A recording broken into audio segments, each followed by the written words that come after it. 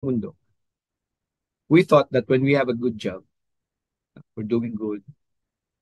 We thought when we have kung meron tayong malaking ipon sa ating bangko, we're doing good. At tayo ay nandun sa sinasabi nating nais ng Panginoon para sa atin. No?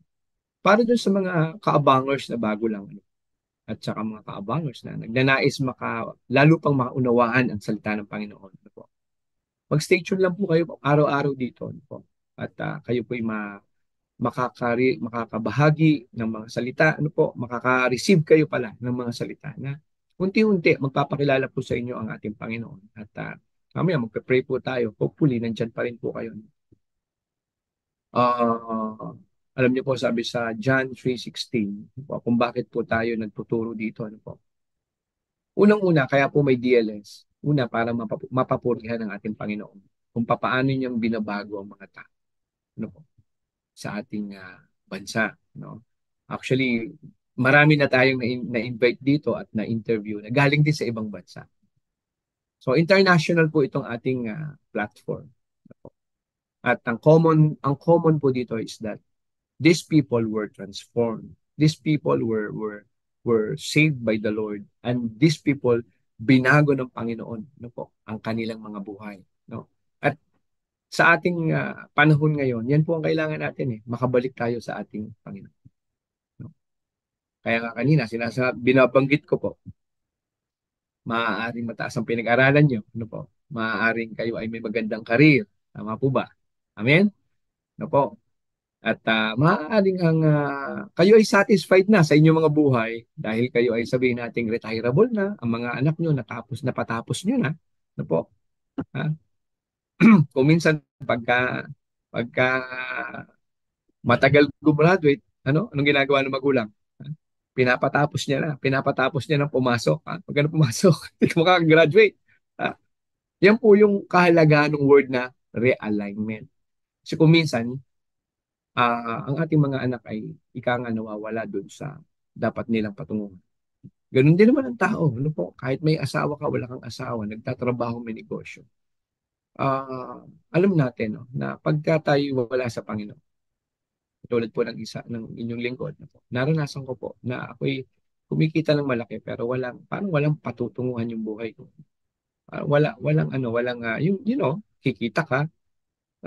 Siyempre, magpo-provide ka sa pamilya. Tapos, ah, nung time na wala pa ako sa Panginoon, siyempre may gimmick ka, meron ka mga gustong gawin, meron ka mga libangan, no? At isa nga sa mga libangan ko, yung firing, no? Isa sa mga libangan ko, yung mag-alaga ng mga feathered bird, mga kalapate. Yeah. Pero pagdating ng panahon, tatanungin mo ulit yung sarili mo, babalik ka sa sarili mo. Ano po? Sino po nakaka-relate sa inyo? Na kahit ang dami yung ginawa sa buhay, ang dami yung pinagkaabalahan sa buhay, dadating ka sa punto, ikaw na lang mag-solo sa kwarto, tatanungin mo yung sarili mo. Tama po ba? Tatanungin mo yung sarili mo, ano ba talagang gusto ko sa buhay? Lord, ano pong gusto niyong pagawa sa akin? Ano po? At ito yung ah, tamang panahon, no? Para malaman natin, mga kapatid, no? At least makita natin papaano ba, no? Amen? So handa na po ba tayo, mga kapatid? Ano? Batiin ko lang yung mga bagong pasok. Amen?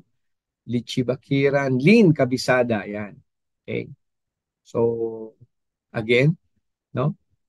Ating pong, yan, sila Pastor Priscil, no po, maayong hapon diha, Pastor Priscil sa Cebu, no po, ayo-ayo lang diha. Imelda Ramos Villanueva, magandang hapon po, no po. Sino pa po? Ayan, ang aking brother-in-law, Kuya Richard Carrasco, nanonood na po siya. Amen. Sino pa po? Okay. So ngayon mga kapatid, no po, before I start, okay, palagi ko po itong pinamamanhik sa inyo. Hindi lamang dahil sa ako ang nagsasalita ngayon.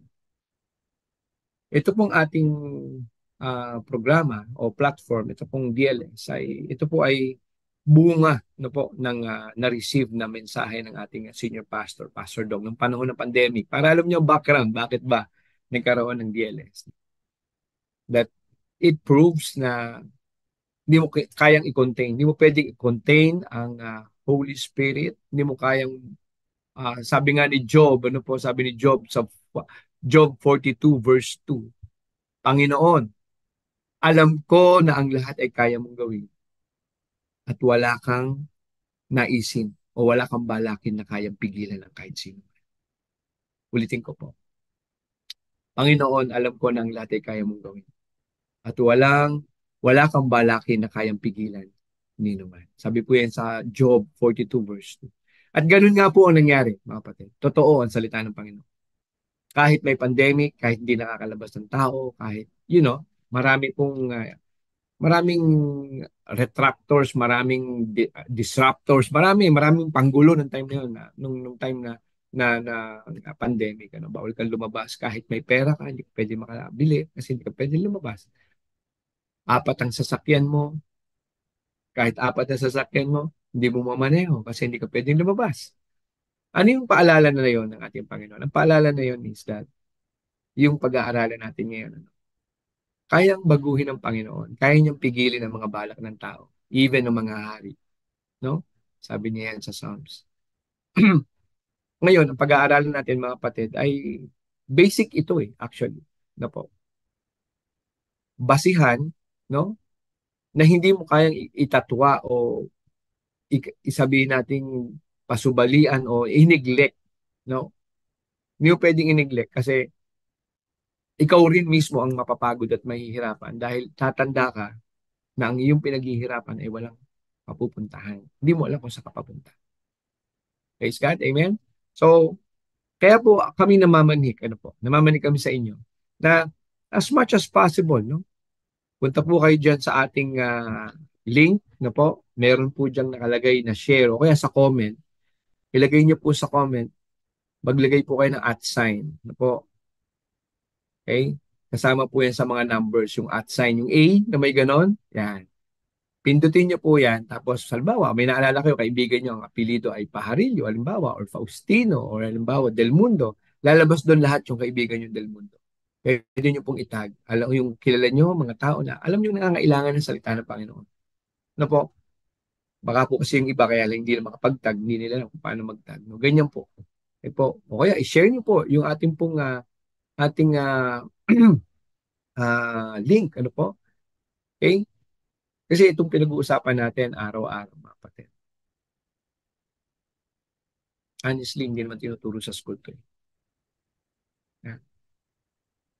Sa school, you will be rich in academics, but poor in what? Life survival skills. Hindi na ituturo yung ibang yung like yung mahalaga na karakter, no? Katulad nga yung GMRC, tinanggal natin no? Sa CHED, no? Sa DEX, no? Yung good moral and right conduct. Ano? Ewan lang kung kailan talaga natin ipapa-implement yan. Ano po? Pero tingnan niyo po, how in the world, no? Na ang ating pong institution for education ay tinanggal ang moral fiber ng essence ng education. Ano po? Ano yung essence ng education? Ano bang esensya? Malaman mo kung anong tama at magawa mo kung anong tama. Pag po inaral natin, when we go back to the basic of education, the word educo, ano po? The word educo means to know and do what is right. Yun po ang ibig sabihin ng educo, the root word of education. Kaya nga po tayo, alam niyo po mga kapatid, patuloy po tayo nagtuturo. Why?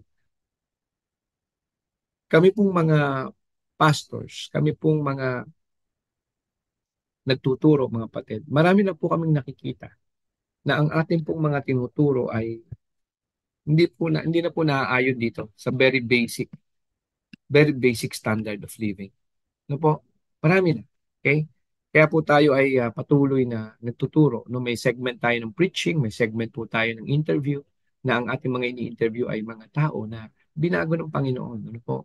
Na may talagang dakilang sabihin nating pagbabago na bunsod ng Espiritu Santo sa kanilang buhay.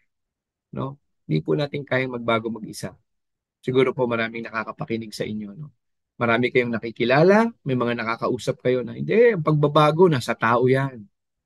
Ah, alam niyo po kung ang pagbabago nasa tao, wala pong masamang tao. Kasi I believe, lahat ng tao gusto niya mabuti siya. Pero bakit po maraming tao, nasabi nga sa isang kanta, gusto kong bumait, pero di ko magawa.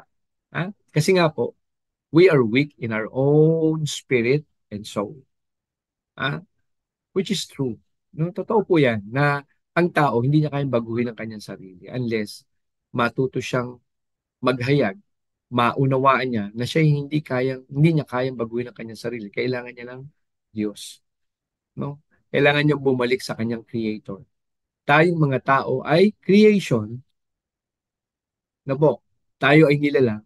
So, ibig sabihin, kung tayo nilalang, may lumalang. Amen? Okay? Nakakalungkot isipin, mga kapatid, mga kaabangers na po, that we are no longer producing. No?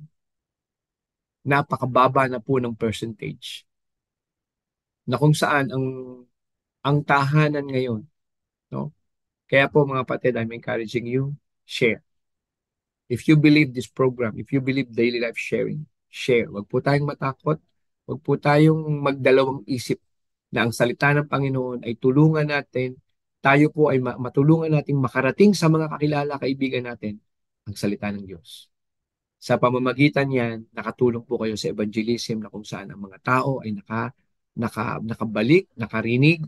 No? Kasi sabi po sa Romans 10, verse 17, faith cometh by hearing, and hearing by the word of God.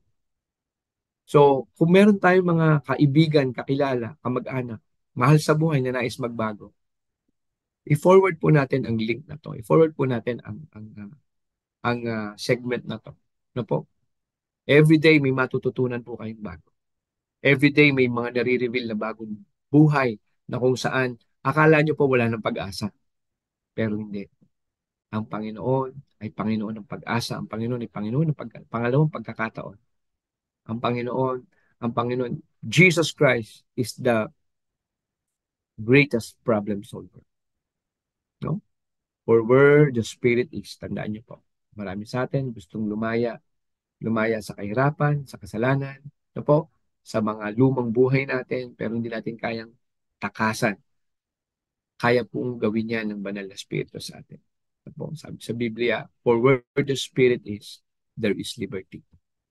Kung nasaan daw po ang banal na Espiritu, nandoon ang kalayaan. Itong mga sinasabi ko, mga kapatid, ito po ay uh, mga bagay na pag hindi mo po nilagay dito sa ating mga puso, mapapabilang tayo sa mga tao na kung sabihin ay wala sa alignment. O sabi ko nga kanina, ano, sabi, wala sa hulog. Ha? Di ba? O, di ba, kapatid mo, di ba, may mga kapatid tayo, di ba, pinsan. O kaya mga kapitbahay natin, di ba, mga kapitbahay na nagkakatuwaan, di ba, nagse-celebrate, nagiinuman. Tapos maya-maya nag-aaway na, di ba? Tama ba? Nawawala sa hulog. Ano ibig sabihin? Lumilihis ang pamumuhay. Bata na ang bait-bait dati. Bigla mo na lang nakita kung ano-ano ng hawak, hinihit-hit, ha? Maririnig mo nila kung kapitbahay mo, lumalaban sa kanilang magulang. Ha? Ito po yung pag-uusapan natin sa hapon na ito. Ang tao kasi maraming binabalak sa puso. Amen? Sige po. Sisimulan ko na po mga kapatid. Ah, sige po, let's pray for a while. Father God, maraming pong salamat. Lord, aking dinadalangin, Panginoon, ang iyong salitang ito ay isang salitang makapangyarihan, Lord, tatagos sa buto at laman, Lord, ng makikinig. At Panginoon, bigay mo po sa amin, Lord, yung aming courage to know you and understand you and to share, Panginoon. Maibahagi namin ang aming matututunan sa araw na ito, sa aming mga mahal sa buhay. Maunawaan namin, Panginoon, na ang totoong pagbabago'y nagmumula po sa inyo. Hindi po sa tao, hindi sa sistema ng tao, kundi sa inyo, Panginoong Hesus. Lord, we pray, Panginoon, we pray na ang aming mga maaalala, na aming mga kaibigan, mga kamag-anak, marinig ang katuroang ito na nagsasabi, Panginoon, na ikaw ang tanging pag-asa ng aming buhay. Sa matamis sa pangalan ni Jesus, ang lahat ay magsabi na, Amen and Amen. Hallelujah. Po, baka may mga bagong pasok po tayo dito. Dali lang po basahin ko lang bago tayo mag-umpisa. Ah, ah, Ayan, si Pastor Erickson, Artec. Okay. Pastor from Santa Cruz, Laguna. Magandang tanghali po. God bless. God bless po sa inyo dyan. Ano po? Miss Elsa. Ayan, Miss Elsa, good afternoon din po sa inyo. Amen? Hallelujah. At alam niyo po, mapatid, habang tayo po ay nagdi-DLS ngayon, ano po, habang tayo nagdi-DLS, daily life sharing, I would like you to know, no, lahat po kayo, no, ka-churchman po namin, o hindi po namin ka-church, no po. We would like you to know na meron po tayong program which is 24/7 intercessory, no po. Ano ibig sabihin nun? Ang buong church po ng The Hub of Christ, no po, The Hub of Christ, Parañaque, kasama po ang mga connected churches at mga churches po sa iba't ibang lugar, no po, ay nagkakandak po tayo dito ng 24/7 na prayer intercessory. Meaning, every 2 hours, meron pong nagpe-pray. Yun po yung alternating time. Na po. So katulad po namin, kami po ay 4 to 6 kaninang umaga. So 4 a.m. hanggang 6 a.m. kami po yung, may mga kasama po kami kapatiran na nagpe-pray. Yung nagpe-pray po natin ang ating bansa, ang international, ang bansa, ang mga connected churches. Na po, tayo nananampalataya. Alam niyo po kasi kung bakit. Ah, ang isa pong palatandaan, Panginoon, ang isa pong palatandaan ng isang malusog na pamumuhay, hindi lamang po iglesia o church, ang isang malusog na pamumuhay, mga kapatid, ay pamumuhay na merong kasigasigan sa pananalangin. May pursuing spirit in your prayer life. Kasi ang prayer po ay tanda ng worship. Ngayon, mga kapatid, ang mga tao ngayon, they feel, no po, they feel very privileged that they can even spend a few minutes to pray, to thank God. No po? At dito, sinasanay po natin ang ating mga miyembro, sinasanay po natin ang ating mga leader to pray. And in fact, no po, yung amin pong ika nga ay spiritual parents ng amin pong uh, Father in the Spirit, ano po, parents in the Spirit. Ngayon po, nasa 30 kami pupunta. Ano po, this coming June, pupunta po kami ng Batam, Indonesia. Amen. To experience this, no, to experience this, yung powerful prayer, yung pong makita namin, maunawaan namin kung paano din naman ginagawa sa ibang lugar, sa amin pong mga kapatiran sa ibang lugar. How corporate prayer is very powerful. Mga kapatid, kung meron mang isang bagay tayong nakikita na nagkukulang sa ating sibilisasyon ngayon, sa ating mga mamamayan ngayon, ay ang totoo at taimtim o fervent prayer. Ano po? Fervent prayer. Kung ikaw po may mga anak, may nangangarap ka ng maayos, yung nangangarap ka ng maayos na buhay para sa iyong pamilya, mahirap pong gawin yan. Wala pong pagpapasakop sa Panginoon sa pamamagitan ng pagdarasal. Na po, kailangan po nating ibahagi, kailangan po nating ipakita ang ating bahagi na po, na kung saan ang pagpapakita ng worship o pagsamba, no, sa pamamagitan ng pagdarasal at pag-aayuno. Prayer and fasting. No? Prayer and fasting. Okay? So, ganyan po mga kapatid. No? Kaya sabi po ni Sister Ninang Angie, opo, kaya talagang mapapahinto lahat ng mundo tulad ng COVID pandemic. No one expected it at dami po talagang namatay. Yan. Kahit na 3 days ago nakita mo po siya malakas. Tama. Amen. Amen. Amen. Totoo yan. Ako po yung nagkaroon noon. No? Nung panahon na yon, mga kapatid, and I pray and glory to God. Nung time na yon, 3 days lang patay ka na pag nagkaroon ka ng COVID. No po. Pero salamat sa Diyos. No po. Dinagdagan niya pa ang buhay ko. Amen. Ah, hindi niya hinayaan na mahirapan tayo. Naalala ko noon, kahit po ako positive, hindi ako nahirapan huminga. no? Yung monitoring, yung oxygen level, di ba? 98, 97, no? Wala akong sipon, di ako nilagnat, di sumakit ang ulo ko. Kaya sabi ko noon, Lord, malamang paraan mo lang to para kausapin mo ko lalo. At napakaganda, no? Ang produkto nun. Ang produkto ng aking pagkakasipin nyo, ang isolation nun, 21 days, oh. 14 to 21 days. Sabihin, dito lang po ako, dito sa mismong anong to, lugar na to. No po? 21 days po ako solo sa kwarto. So, siyempre, ang aking mapagmahal na mga asawa, ang aking mapagmahal na asawa at ang aking mga anak. No po? Sila ang tagahatid ng pagkain dyan sa labas, ako kukuha. No? Pero salamat sa Diyos talaga. No? So mga kapatid, no po, yung mga nararanasan natin sa ating nakaraan, hindi po yun pinaranas sa atin para mawala tayo sa Panginoon o lumayo tayo sa Panginoon. Actually, kaya mo nararanasan ang mga bagay na yan para mas makita mo ano ang gusto ng Panginoon mong gawin na po, true, anong pag sinabing true, sa pamamagitan mo bilang isang tapat na mananampalataya. Ikaw ba'y magiging tapat pa rin kahit meron kang dinadalang problema? Ikaw ba'y magiging tapat pa rin kahit ang anak mo ay may sakit? Ikaw ba'y magiging tapat pa rin kung nawalan ka ng trabaho? Ikaw ba'y magiging tapat pa rin kung ikinamatay ng asawa? Kasi sabi sa Biblia, walang makapaghihiwalay ng pag-ibig ng Diyos sa atin. Hindi ang kamatayan, ha? Hindi ang bagyo, hindi ang sunog, ha? Hindi ang mga natural calamities niya. Walang makapaghihiwalay sa atin. Nga lamang, ang tao, pag hindi po niya unawaan ang nangyayari sa kanyang buhay, bakit hindi niya maunawaan? Okay? Listen everyone. Kung bakit ang tao ay bumibigay na hindi niya maunawaan na ang nangyayari sa kanyang buhay ay may kapahintulutan ng Panginoon dahil kulang siya sa salita ng Diyos. Ulitin ko po. Dahil ang tao hindi niya maunawaan ang nangyayari sa kanyang buhay dahil ang kulang po sa kanya ay ang salita ng Diyos. Na po. Marami pong manggagawa, may mga tao po, may mga kabataan na pag sila in-interview mo at nakausap, dumaan sila na gusto na nilang wakasan ang kanilang mga buhay.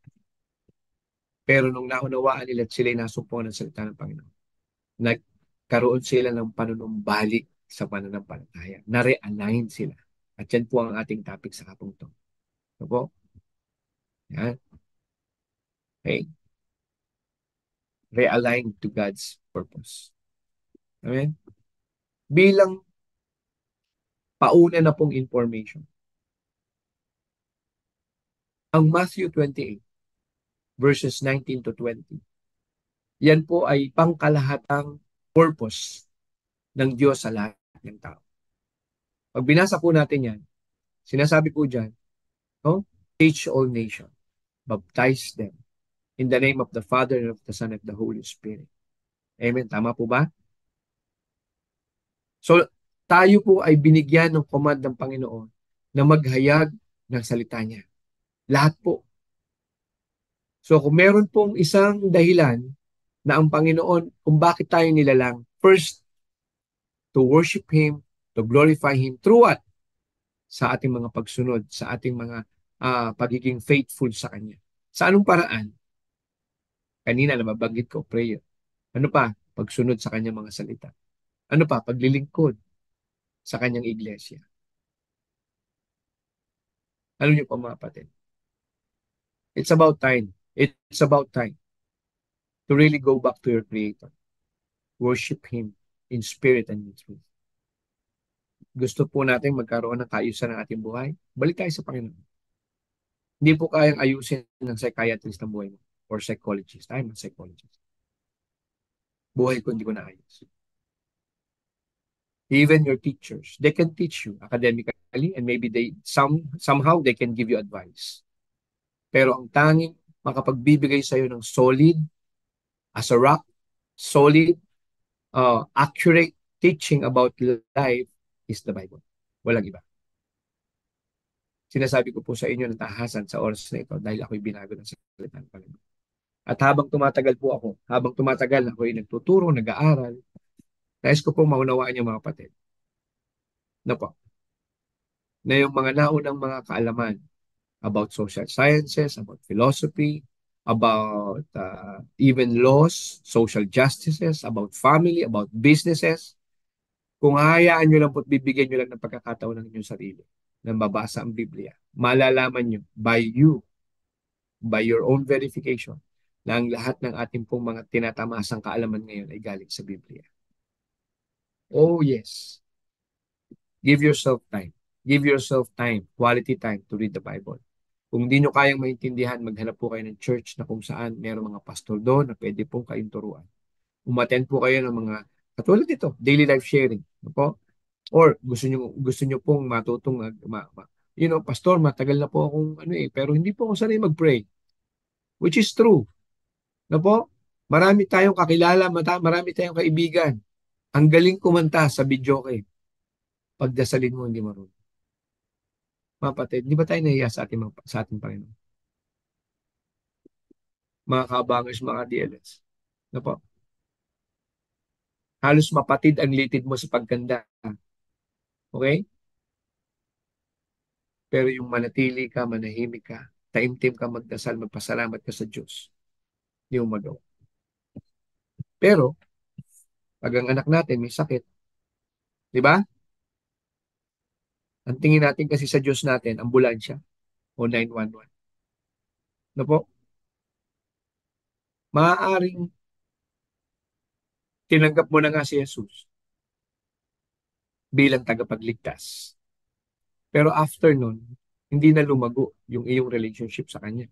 Nanatili na lang na siya'y tagapagligtas na tuwing may problema ka, tagaligtas mo siya. Di ba? Kailan mo siya gagawing Panginoon? Kailan mo siya gagawing hari ng iyong buhay? Kailan ka magpaparealay?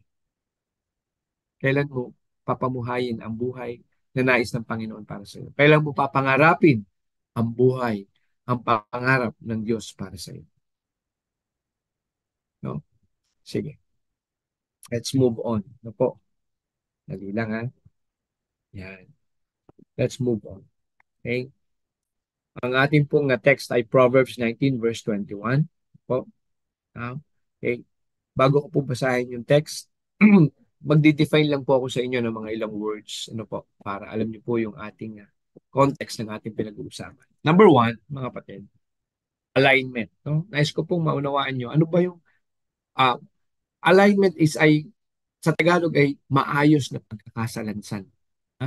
So, ibig sabihin, organisado. Okay? Alignment, ibig sabihin, ikaw ay nakaayon dun sa tamang pamumuhay. Yun ang alignment. So, basahin po natin. Alignment is the place where we are positioned by coming into agreement with God. Ano ibig sabihin nun? Ay daw po, alam natin ang ating mga buhay, mga kaabangers, mga kadieles. Ang buhay mong yan, ang buhay mong meron ka ngayon, yan po'y galing sa Diyos. Okay po? Minsan, di lang natin alam kung paano natin ipagamit sa Diyos ang ating buhay. Kaya kung minsan, nagagamit mo sa ibang bagay ang iyong pamumuhay. Tama po ba? Gusto mo naman yung gumawa ng mabuti, kaya mas mabilis gawin yung hindi mabuti. Bakit? Nasa paligid mo lang eh. Gusto mo naman sumimba, pero walang nagre-reach out sa'yo. Mas madaling mag-tong eats pag linggo. Mas mabilis makipagkantahan pag linggo o magbisyo pag linggo. Na po, I'm giving straight words kasi yan po ang kailangan nating marinig ngayon. Akala po natin yung pamumuhay, yung paggastos natin dun sa binigay ng Panginoon. Alam niyo po ba ng lahat ng ating tinatamasa ay galing sa Panginoon? So, basahin ko lang po muna. Yun daw pong alignment ay pinuposisyon po tayo na magkaroon tayo ng kasunduan sa ating Panginoon. Ibig sabihin, maging aware ka, no po, sa isang Diyos na tapat sa iyo. Siyempre, bilang tao, alam natin, hindi ka basta susunod sa isang tao o sa kanino man na hindi mo siya kilala. Tama? Kaya minsan ang hirap sumunod sa Diyos, mga kaabangers, mga kadieles. Kailangan mo siya tanggapin sa iyong puso. Amen? Kailan, the Holy Spirit is leading me for the prayer of acceptance. Lahat kayo na nandiyan. Po. Lahat kayo na nandiyan sa ating pong platform, mga kapatid. Kaya ako po inaanyayahan kayo na i-share nyo po sa mga kaibigan, mga mahal sa buhay. Ito po yun eh. Ito po yung panahon na yun eh. Yung magpe-pray po tayo ng prayer of acceptance. Sayang kung wala yung mga kaibigan mo na hindi pa nakakatanggap at nakakakilala sa Panginoon. Sayang wala yung kapatid mo. Kung kanina mo pa siya tinag, kung kanina mo pa i-share sa kanila, marami na pong nakakapakinig at ngayon pray po tayo ng kaligtasan. We will pray and this is a prayer of acceptance. No po? I believe, I believe mga kapatid, no po, meron pong mga nandito sa ating platform ngayon. No po, kung ilan man po tayo. I want you to make sure, I want you to make sure, no po, nais mo bang masigurado na kung sakali man, no po, tayo bawian ng buhay, sigurado ba tayo na tayo po ay makakapiling ng ating Diyos? Sabi po sa Biblia, sabi po sa Efeso 2:8, no po, it is by grace through faith. Ito ay sa biyaya ng Panginoon, bunga ng ating pananampalataya at hindi ng inyong mga sarili. Meaning, hindi ng inyong mga gawa upang walang makapagyabang. So maliwanag po yan sa Ephesians 2 verse 8 mga kapatid. Ano po? That salvation is by grace of God through our faith. Bunga ng ating pananampalataya. Hindi po yan bunga ng gawa mo. Hindi yan dahil sa ikaw ay magaling magsalitang magturo. Ha? No. Until such time na tinatanggap mo ang Panginoon sa iyong puso. Kasi po alam niyo po mga kapatid, siguro nagtatanong kayo, Pastor, di ba ang lahat naman ng tao ay mahal ng Diyos? Opo, kaya nga niya pinadala ang kanyang bugtong na anak, sabi sa John 3:16. For God so loved the world that He gave His only begotten Son, that whoever believeth Him shall not perish but will have everlasting life. Bakit po walang everlasting life ang mga tao? Dahil nga po tayo ay may mga kasalanan. Sabi po sa Roma 3:23, Romans, yeah. Sabi po sa Romans 3:23, all have sinned and come fall short of the glory of the Lord. Lahat po ay nagkasala. Walang nakaabot sa kaluwalhatian ng ating Panginoon. At sabi, kung sino daw po nagsasabi na ako'y walang kasalanan, sabi sa Biblia, ha? Siya ay nagsisinungaling. Ginagawa niya sinungaling ng Diyos at ang katotohanan ay wala sa kanya. Masyado na pong naging mapagyabang ang tao. Bakit? Graduate ka ng college, may master's degree ka, ha? May PhD ka, licensed engineer ka, doktor ka, attorney ka, what profit a man if he gains the whole world and loses his soul? Aanin mo ang kayamanan ng buong mundong to kung mapapahamak naman ang iyong susunod na henerasyon at ang iyong kaluluwa. Mamili po kayo. Yan po yung alignment. Kailangan mong ma-align ang iyong sarili sa Diyos. Kailangan mong ma-align ang iyong sarili sa iyong Creator. Hindi po relihiyon ang pinag-uusapan dito, mga kapatid. Ang pinag-uusapan natin dito, no, we're talking about God the Father at yung kanyang buktong na anak na pinadala upang tayo iligtas sa ating mga kasalanan. Amen po? Now, look at these words. No po? Sabi po dito, it is when our hearts are right with God. Masasabi mo daw na naka-align ka sa Panginoon kung tama ang iyong puso sa Diyos. Amen? So ngayon mga kapatid, paano mo maitatama ang iyong puso sa Diyos kung ikaw ay namumuhay sa kasalanan? At sabi sa Roma 6:23, the wages of sin is death. Ang kabayaran ng kasalanan ay kamatayan. Pero salamat. Sabi sa unang Juan, 1 John 1:9, sabi sa 1 John 1:9, no? Sabi po sa 1 John verse 9, if you confess your sins, God is just to forgive all your sins. Siya'y tapat at patatawarin niya ang lahat ng iyong kasalanan, no? And will cleanse you with all your with all your filthiness, sa iyong karumihan. Lilinisin ka ng Panginoon sa iyong karumihan. At sa hapong ito, pwede po kayong linisin ng Panginoon. Kung atin lang pong ibibigay, tatanggapin ng ating Panginoon. Hihingi tayo ng tawad sa Kanya sa hapong ito. No? The Lord is leading me. Be ready mga kapatid, mga kaabangers, mga ka-DLS. Sundan niyo po ang panalangin na ito. Panginoong Jesus, Sa oras na ito, akin pong naunawaan na ako'y makasalanan at hindi ko kayang baguhin ang aking sarili. Ngunit salamat sa iyong pangako at sa iyong pagmamahal, sa iyong kapatawaran. Sa oras na ito, Panginoong Yesus, ako po'y humihingi ng kapatawaran sa lahat ng aking mga nagawang kasalanan mula nang ako'y magkaisip, magpahanggang ngayon. At sa oras na ito, Panginoon, patawarin mo po ako. Patawarin mo po ako. Sa oras na ito, Panginoon, aking dinideklara sa aking puso, sa aking isip, sa aking buhay, na ikaw, Jesus, ay akin ng Diyos, tinatanggap ko po sa aking puso na ikaw ay aking Diyos, tagapagligtas at hari ng aking buhay. Lord, salamat. Salamat po sa buhay na walang hanggan. In the mighty name of Jesus Christ. Amen and amen and amen. Mga kapatid, kung yan po ay sinabayan nyo, sinambit nyo ng inyong buong puso sa oras na ito, kayo po'y pinatawad ng ating Panginoon. At kayo po'y binigyan ng kapatawaran at yung regalo, eternal life ang nasa inyo na. Mga kapatid, handaan nyo po ang date na ito. Ito ang inyong second birth. Ha? Inyong spiritual birth. Amen? Praise God. Ano po? Where our spirit, souls, and bodies work together in peace and harmony with God. Kailangan natin maunawaan itong konseptong to para maunawaan nyo po yung mamaya yung ating pag-uusapan. Mga kapatid, hindi po kailangan ng mataas na pinag-aralan para maunawaan natin itong word na alignment. Ang word na alignment ay sa, sabihin natin sa normal na salita ay maayos na pagsasalansan. Ha? Ibig sabihin, naka-align. Ano po? Ibig sabihin, naka-align po. Amen? At yung alignment dito, ang ating alignment, ang ating pong reference, ang point of reference, ang ating tinitingnan kung kanino ba tayo nakalinya ay ang Diyos.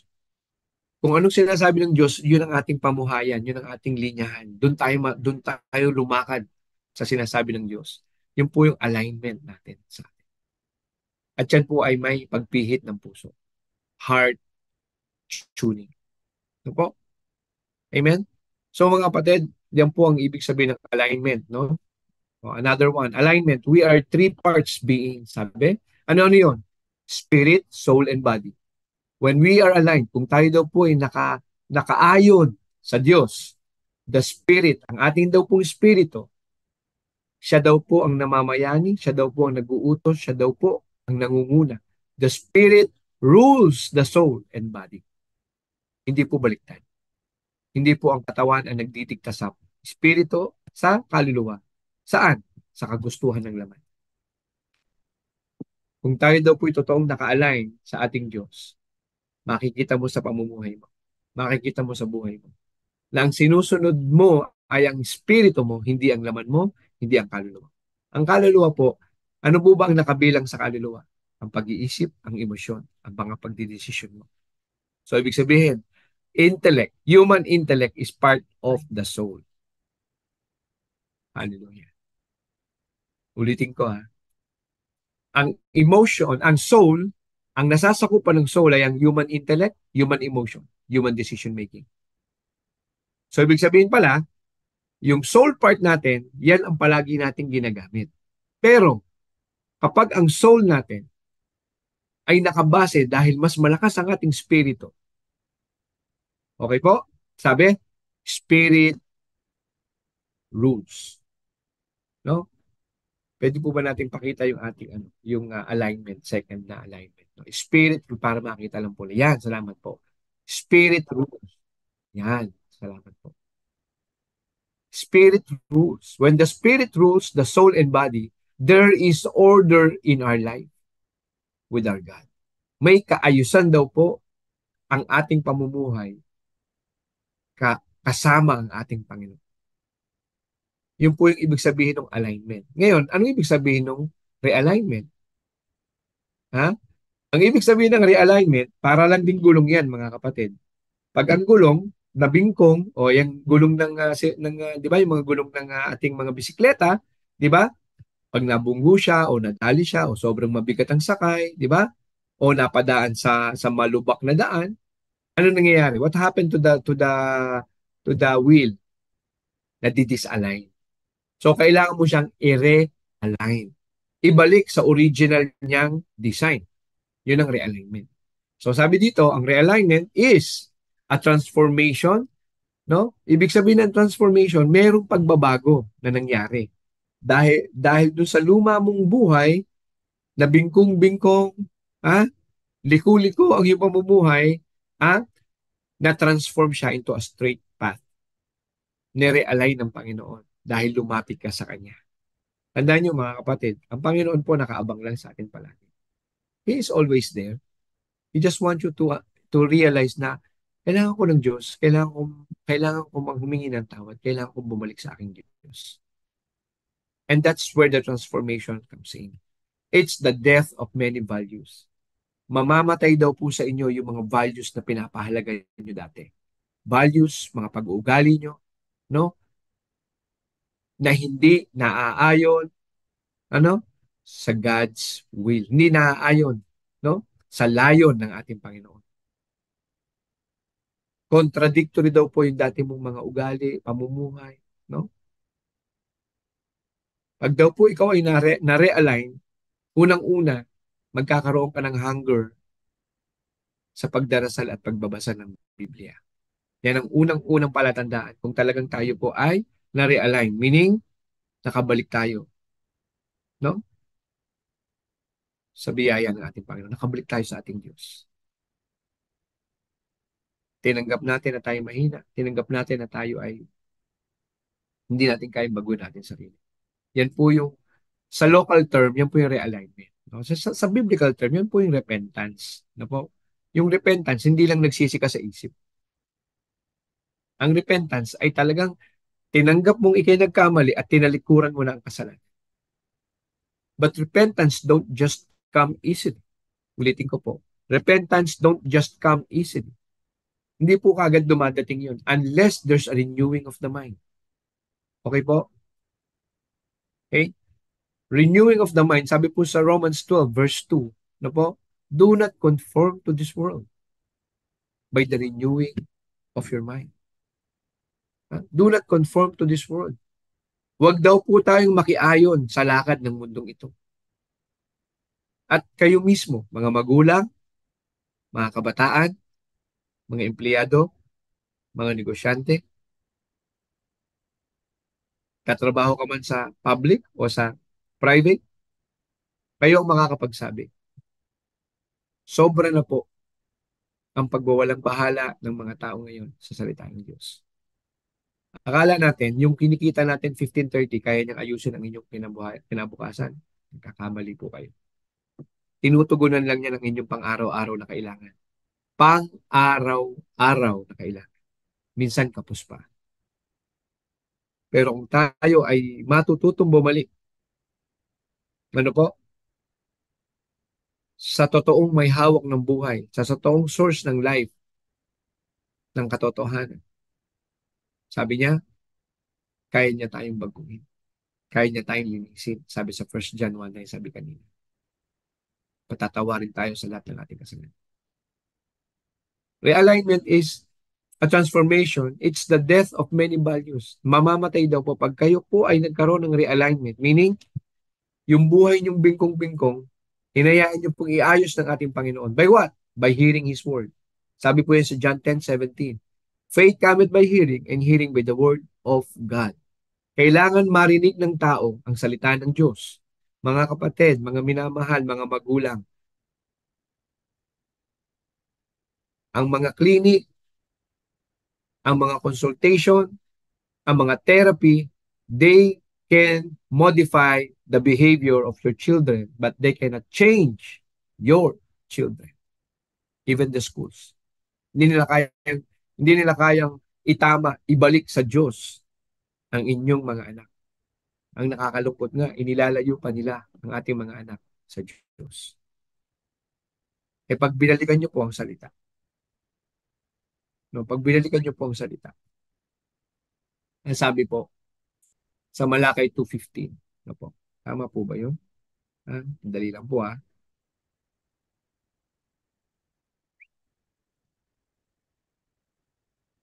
Sabi dito, hindi ba't pinag-isa kayo ng Diyos sa katawan at sa Espiritu?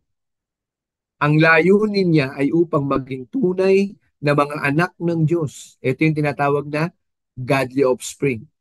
Ang inyong mga supling. Mga magulang, let's all rise up. Mga magulang, gising. Na po, ang una nating obligasyon sa ating mga anak ay gawin silang mga tao na may pananampalataya sa Diyos. Yan ang una nating obligasyon sa kanila. Hindi po ang ipadala sa mga exclusive school. Hindi po yan. Aanhin mo ang batang nag-aaral sa exclusive school na palasagot naman sa'yo. Hindi mo mautusan sa bahay. Ayaw maglinis ng kanilang sariling kwarto. Nasaan? Nasaan ngayon? Balikan natin ngayon yung esensya ng edukasyon. Yung sinasabi natin kanina. Ano ang Greek word? Eduko. Anong ibig sabihin ng eduko? To know and choose to do what is right. So, ibig sabihin pala, lumalabas ngayon, kahit pala ipadala mo sa magagandang school ang mga anak natin, hindi ibig sabihin na nasa school sila at nag-aaral sila, educated sila. Until such time na pipiliin nilang gawin ang tamang gawin. Hindi rin ibig sabihin, ay kayo nakagraduate ng PhD, ikaw ay doctor, lawyer, o sabihin natin ikaw ay politiko, ikaw ay galing, o ikaw ay businessman. Pero involved ka sa mga illegal activities, ginagawa mo ang mali, pinamumuhay mo ang mali, hindi ka pa rin educated. Kahit sa ibang bansa ka pa nag-aaral. So ngayon mga kapatid, maunawaan niyo. Ano ang totoong esensya ng edukasyon? Education, from the word educo, to know, and to do what is right. May praxis, may theory, may practice. Pastor, yung bang sinasabi mong practice, yung bang sinasabi mong theory and practice nasa Biblia? Yes po. Pag binuksan niyo po yung pag binuksan niyo po yung James 2, na po, may ilang verses doon po na nagsasabi na ang pananampalatayang walang gawa, theory and practice. Ang pananampalataya na walang gawa ay patay. Hindi ka nakaalahin sa Diyos. Marami na tayong dapat itama sa ating environment, mga minamahal. Na ang unang paraan para maitama yan ay manindigan tayo sa ating tahanan. Strong family, strong society. Weak family, weak society. Thereby, sa makatuwid, ang pinuproduce ng mga pamilya'y mahina. Ibig sabihin, bagay, ang liderato ng ating bansa ay mahina rin. Nakita niyo na po. Kung ba't kailangan natin palakasin ang pamilya? Dahil nagpuproduce tayo ng mga weak leaders of our country. Mga rich kids na mga nagiging congressman, mga rich kids na nagiging ganto, nagiging ganyan, pero hindi marunong magmahal sa masa. Ang realignment, mga kapatid, sabi ng Panginoon, di ba? Pag binigyan mo ako ng tubig, yan ay ginagawa mo sa akin. Pag gumawa ka ng mabuti sa akin, ginawa mo. Pag gumawa ka ng mabuti sa tao, ginagawa mo yan sa akin. Alam niyo, mga kapatid, sobra na yung panglilito ng kaaway. Let's all stand. Magsama-sama po tayong pag-aralan ng salita ng Panginoon para huwag tayong malansi ng kalaban. Huwag nating hayaan sirain ng kalaban ng ating pamilya. Yan po ang ginagawa ng kalaban sa ating pamilya. Kung malakas ang magulang, ang kanila pong ia-attack ay ang ating mga anak. Kaya huwag po kayo magtataka. Ang mga anak natin, mababait naman, tahimik, pero gumagawa pa rin ng mali. Sumasagot sa'yo ng, oo, hindi. O, huwag mo nang ulitin na, opo. Pero paglabas ng bahay, ulitin pa. Walang moral fiber. So ngayon, sagutin niyo po ako. Yung bang ibinabayad natin sa tuition fee worth na ang anak natin ay uuwi na walang moral fiber? Ano ibig sabihin? Walang standard sa pamumuhay. No? Nag-work po ako sa mga academic institution. Hindi po sufisyente na matuto lang ng academics ang ating mga anak. There should be realignment, no? Actually, our educational system needs review. Kailangan talagang magkaroon, ano po. Kaya katulad yan, tingnan niyo po. Pina-implement yung K to 12. Ngayon, ibabalik na tayo sa regular natin. Why? Ah, Maraming rason, mga kapatid. Marami pong rason. Ano po? What I'm trying to say is this. Yung world, pag hindi ka po smart in the spirit, pag hindi ka matured in the spirit, kayang ugain ng mundo ang pamilya mo. And that's what the enemy wants. Eh ang Diyos gustong-gustong pag-ingatan ng pamilya. Tayo naman, eh, what do we do? What do we do, mga kapatid? Para tumahimik ang anak natin, anong ginagawa natin? 1 year old, 2 years old, anong ginagawa natin? Bibigyan ng cellphone para tumahimik. Pinapataas nyo lang po ang will ng inyong mga anak. Antayin nyo mag 5 taon niya, 6 na taon na yan. Pagtatanggalan nyo ng cellphone yan, ikaw na ang pinakamasamang tao sa buong mundo. I'm telling you. Ganyan kadelikado ang cellphone eh. Dapat ibibigay lang ang cellphone pag yan ay nabuo na. Pag naiayos mo siya ng 1 to 5 years old hanggang 7 years old, then yun lang yung time para bigyan mo siya ng cellphone. Maaari, sinasabi nyo, Pastor, no? Kakaiba naman, napaka-traditional nyo naman. Sabihin nyo na kung anong dapat nyo sabihin. Na traditional, old style, whatsoever. Kung mapuproduce naman yan ng mga honorableng anak, okay lang din sa akin. Kahit ano sabihin nyo. Ano po, kapatid? At ang sinasabi natin dito, hindi ko po ito sinasabi. Ito po ang pamantayan ng Diyos. Ha? Na bumalik tayo sa salita ng Diyos. Bumalik tayo sa kanyang salita. Bumalik po tayo sa kanyang mga itinuturo sa atin, di ba? Tandaan nyo ang lahat ng itinuro ko sa inyo, sabi ng Panginoong Hesus. Amen? Ngayon, mga kapatid, ito yung verse natin. No? Kaya ang tao, lumalaki na may matataas ang will. May kanya-kanyang gustong gawin na ang nasa isip nila, pag sila'y nakagraduate at nagtatrabaho, hindi na natin pwedeng pakialaman. So, tingnan nyo po ha, isang cycle ng generation na ganito. Anong generation ang susunod niyang ipuproduce? Di ba mga anak din na walang respeto? Di ba mga anak din na palasagot? Tapos sasabihin na lang niya, marirealize na lang niya pagka siya may anak na. Totoo pala si daddy. Totoo pala sila mami. Ha? Na kung anong ginawa ko sa magulang ko, hindi nang gagawin sa akin ng anak ko. Well, that's true. Pero you can do something to break to break that curse.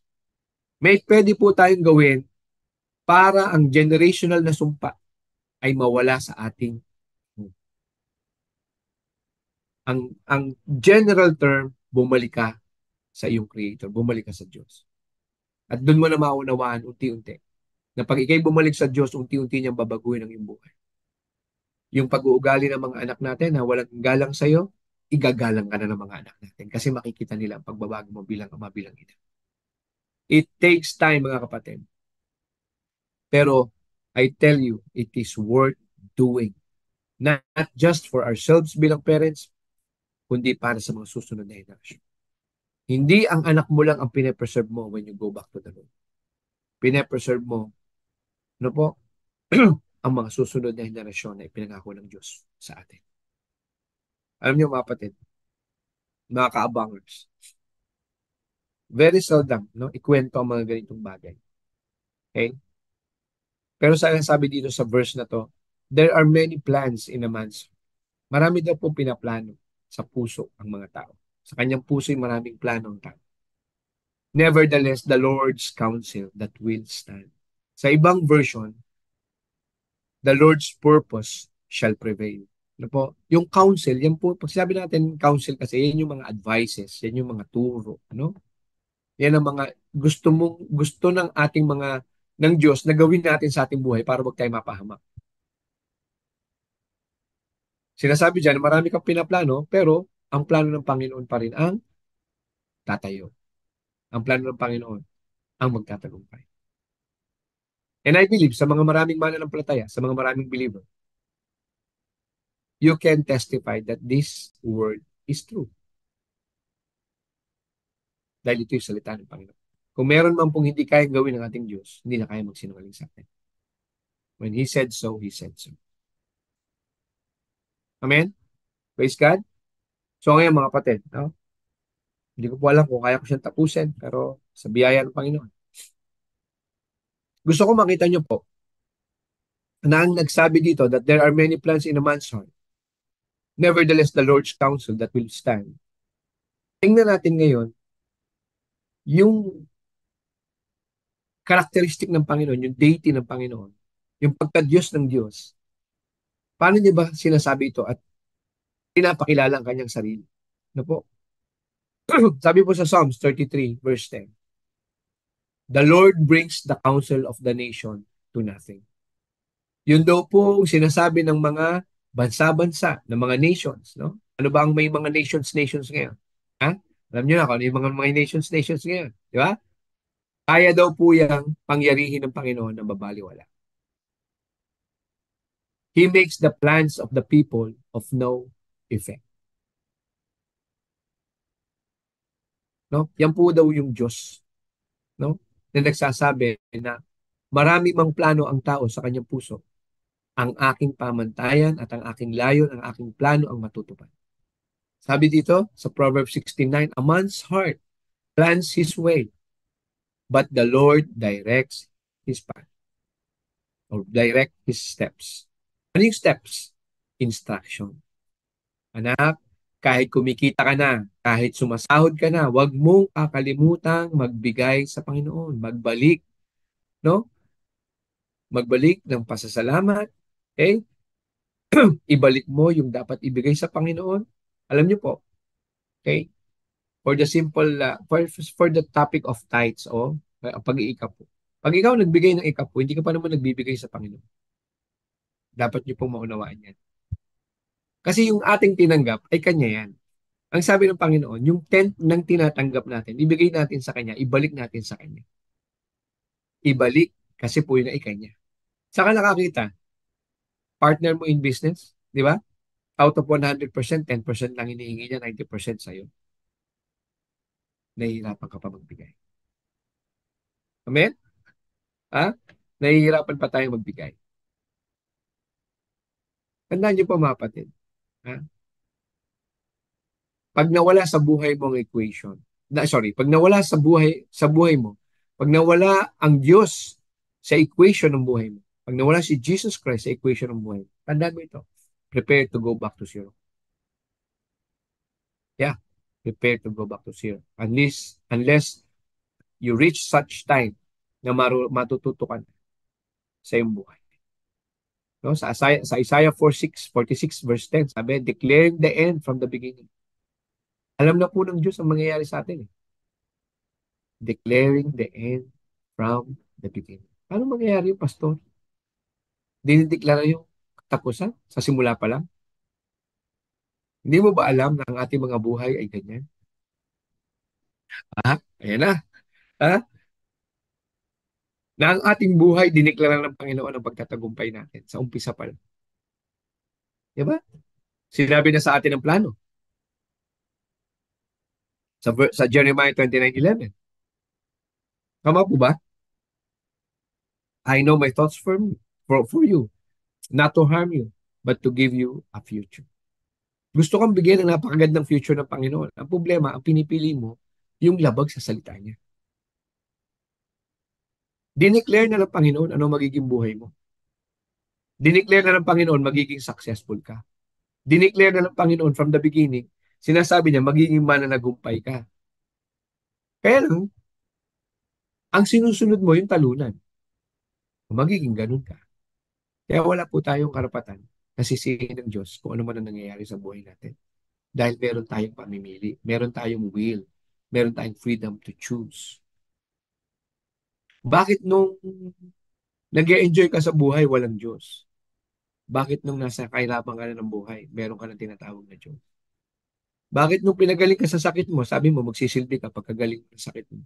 Bakit pagkagaling mo, balik ka sa bisyo mo?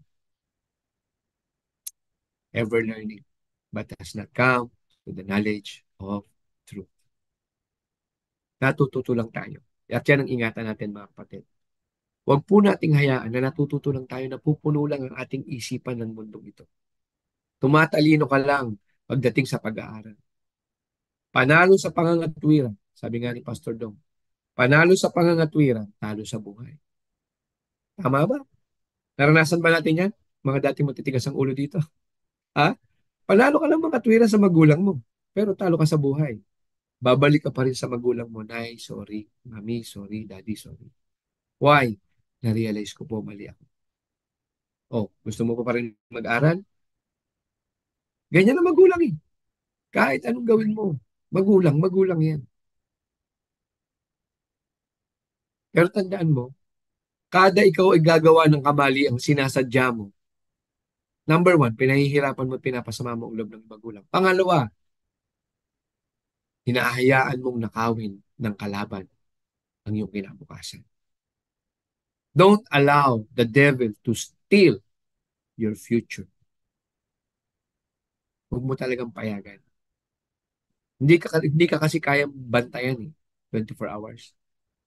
Dadating at dadating ang time, ikaw at ang ikaw ay magdidesisyon. At yung pagdidesisyon nyo, kailangan mong sabihin kung ikaw ba ay magpapa-align sa Panginoon, magpapa-realign ka, there will be renewing of the mind, o mananatili ka ditong buhay na masarap sa umpisa.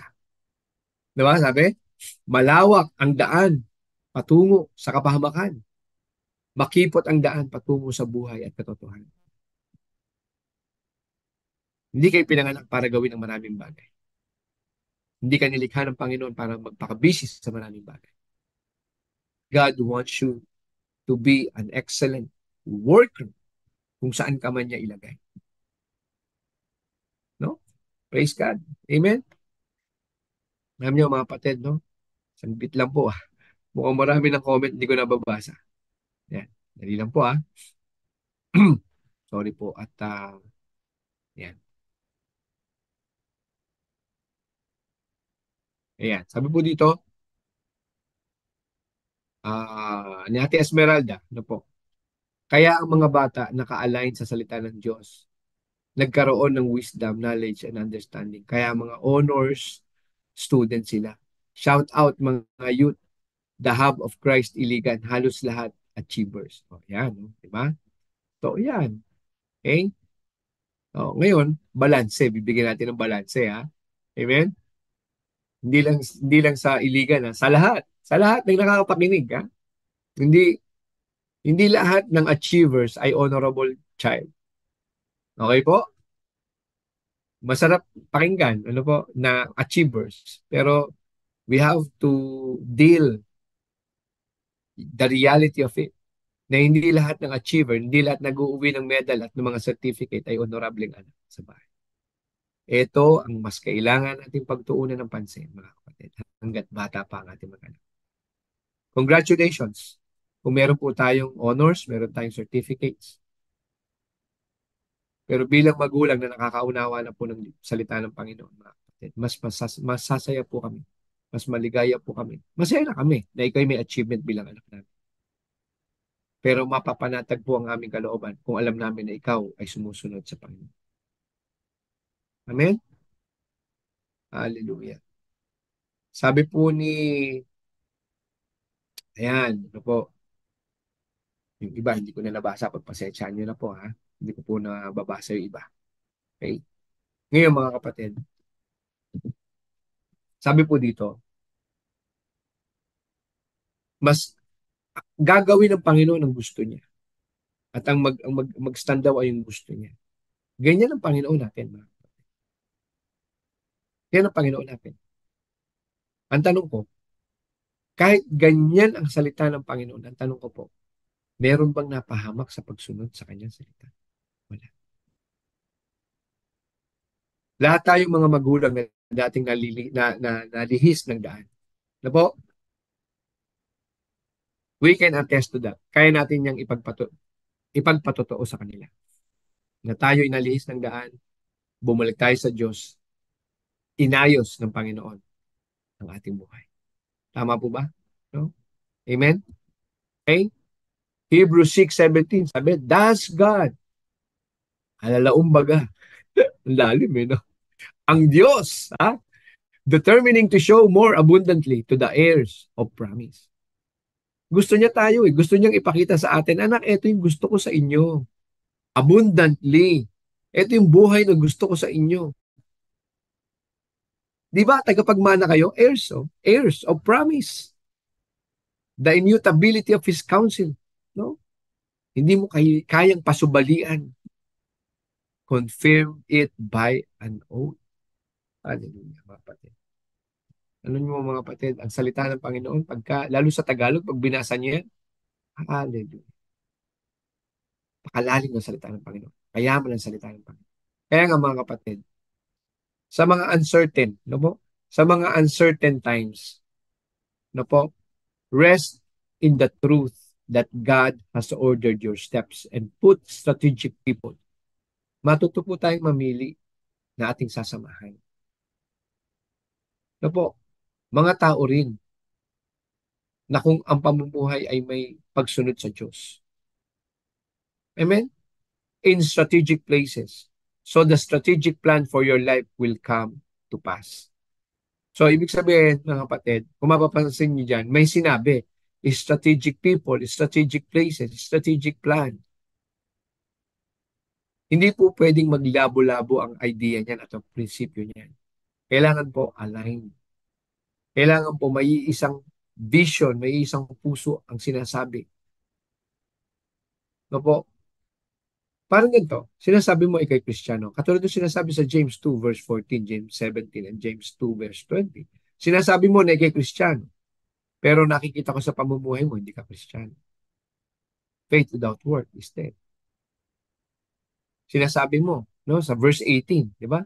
Ipakita mo ang iyong pananampalataya. Ipapakita ko ang aking pananampalataya sa aking mga gawa. Okay? Ano pa? Anong ginawa ng Panginoon? Anong assurance sa atin ng Panginoon sa Isaiah 45 verse 2? Ano sabi? I will go before you and make the crooked places straight. Pag binasa niyo po yung buong yan, sinasabi dyan na papatagin ko ang mga bundok, wawasakin ko ang mga gate ng palasyo. At ang mga tanikala ay aking wawasakin, ang mga kandado ay aking bubuksan. Para kanino yun? Ba't ginawa ng ating Panginoon? Dahil mahal ka niya. Dahil napakaganda at napakabuti ng plano ng Panginoon sa ating mga buhay. At sana magpakabuti tayo. Magpaka-honorableng anak tayo sa ating Panginoon. At sa mga tao na itinalaga ng Diyos sa ating mga buhay. Sabi sa Jeremiah 3:15, no? From my own heart, I will give you a shepherd, a pastor, who will feed you knowledge and understanding. Ha? Regalo ng Panginoon ang ating mga pastor. Regalo po ng Panginoon sa ating pamilya. Katuwang nating mga magulang ang ating pastor. Rise up, parents. Rise up. Children, mga youth, mga young adult, huwag kayong lalayo sa salita ng Panginoon. Whatever happens, huwag kayong lalayo sa salita ng Panginoon. Amen? Hallelujah. Welcome po kila Sister Wen Morales. Sorry. Molera, sorry. Letty Ramos. Sister Imelda Aquilmo. Okay po. Praise God. Okay po. And si Willardo O.B. Namaga. Yan. Salamat po. Kapatid. Po. Nakapanood po kayo ngayon. Praise God. Nga pala, yung in-interview natin the other day, ano po? Si Pastor Cesar Bucat, no? Brad, welcome. Nakita ko pangalan mo kanina. Cesar Bucat. Siya po yung ating guest ng isang araw. Kami po yung magkasama sa Qatar, no po? Magkasama rin kami sa gawain doon, no po? Sino mag-aakala na siya rin po ay meron na po. Siya po yung nagpapastor na ngayon. Ako po yung nagpapastor na ngayon. No, ang tawag ng aming group sa Qatar ay Thursday group ang tawag. Kasi Friday po ang ano doon eh. Tingnan niyo po Friday po ang gawain doon. Thursday pa lang nasa church na po kami. Naglilinis na kami doon, inaayos na namin lahat. Nagpe-prepare na ng mga lulutuin. No? May mga kitchen ministry din. Pero masaya yun kasi after po namin mag-prepare, pagdating ng mga 9:30, 10 o'clock ng gabi, ay may ano yun, may ano ba tawag doon? May fellowship na po. May fellowship sa mga tatay na nandoon, may lulutuin pagkain, kakain na kayo doon. Masaya po, no? Marirealize mo na pwede ka palang magsaya kahit wala kang bisyo. Pwede kang magsaya kahit walang alcohol. Pwede kang magsaya kahit walang yosi. Ha? Mga kapatid, ang katawan natin ay bigay ng ating Panginoon. Ito po'y templo ng banal na spirito. Hindi po atin ito. Pinagkatiwala lang sa atin. Wala po tayong karapatan na abusuhin ng ating katawan. Opo. At ang buhay na nasa iyo ngayon, ifinid lang ng mundo, no? Ng mga nagagaling-galingan sa mundo na yung buhay mong yan ay sa'yo. May word pa silang YOLO, no? You only live once. Alam niyo po, kung talagang ilalagay mo sa alignment yung pangangatwiran ng YOLO, doon mo ilalagay yung pangangatwiran na dahil alam mo na ikay mamumuhay lang ng isang beses, you only live once. Dapat lalo mong pag-ingatan ng buhay mo. Kasi isang beses ka lang mabubuhay sa mundo. Anong sinasabi ng mga taong to? Danasin mo na lahat. I-explore mo na lahat kasi you only live once. Tingnan mo kung paano pinapahamak ang ating mga anak. Ha? Kita nyo po? Masarap lang pakinggan. Minsan ginagaya natin, you only live once. You only live once. Inumin mo na lahat ng alak ngayong gabi. Testingin mo na lahat ng drugs ngayong gabi. In Jesus' name. In Jesus' name. Wala po talaga sa alignment ang buhay natin pag ganyan. Na po? Kailangan natin po talaga, no? Minsan may masakit tayong maririnig, no? Lalo kami, pag nagsasalita po kami. Huwag niyo pong isipin yun ay nakadirekta sa inyo. Hindi po. Kasi ang Biblia po, ano po, ang Biblia, mga kapatid. Ito po kasi dinisenyo ng Panginoon para sa lahat ng tao. So, ibig sabihin, ang bawat tao may pagkakasala. Di ba? Paano mo sasabi na ikaw ang tinutukoy na nagkasala? Ang lahat ng tao may greed. Paano mo sasabihin na may greed? Ikaw ang tinutukoy ni Pastor dahil may greed. No. Clear your conscience, ma'am. I- Hayaan niyo pong linisin ng Panginoon ang inyong mga puso. Hayaan niyo pong kumilos ang banal na spirito sa inyong buhay. Na po? Now, sabi dito, basahin niyo pong maigi. Be stronger than your strongest excuse. Ha? Maging malakas ka sa iyong pinakamalakas. Ano po? Na dahilan. Amen? Be stronger than your strongest excuse. No? Huwag mo hayaan lituhin ka ng kaaway. Amen? Tingnan niyo po yan, mga kapatid. No? Tingnan niyo po to. No? Okay, pwede po ba natin mapakita? Yan. By nature, things are aligned. No? Yung natural na mga bagay, mga kapatid, makikita mo itong anong mga bato na to. Tingnan nyo, naka-align sila. Natural yan eh. No po? Pag hindi mapakialaman ng tao, okay ang nature eh. Ang problema, pinapakialaman natin. Wala. Di po ba?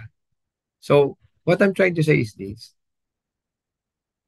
Sa nature pa lang may matututunan ka na regarding realignment, regarding sa pagbalik sa Diyos. Makikita mo kung gaano kabuti ang Diyos na ginawa niya ang mga bagay na ito. Paanong ang mga dagat, paanong, hindi nyo ba naiisip na isa lang dyan ang galawin o tanggalin ng Panginoon? Posibleng lahat ay gumuho. Yung tamang space ng moon and sun, papangarapin nating paglapitin, dinisign na nga yan na magkalayo eh. Dahil may dahilan ng Panginoon kung ba't yan ay dinisign na magkalayo. O ito, konting humor. Sa tingin nyo, itong ilong natin, yung ilong natin, wala na po akong pakialam kung yan ay bilog o matangos ha. Basta yung ilong natin. Okay po? Ha? Tingin nyo kaya, bakit kaya inilalag ng Panginoon na paganto yan? No? Nakaganto, pababang ganun. Alam niyo po kung anong dahilan? Imagine niyo pong nakabaliktad ang ilong. Then nandito yung butas sa taas. Ha? Kung yun ay pinayagan ng Panginoon, ang ilong natin ay nandun sa taas. Na po. Wala po makakatapos ng paliligo, patay ng patay ang tao. Biro lang po. Ha? Why? Isipin mo kada magbubuhos ka, papasok sa ilong mo yun, di malulunod ka.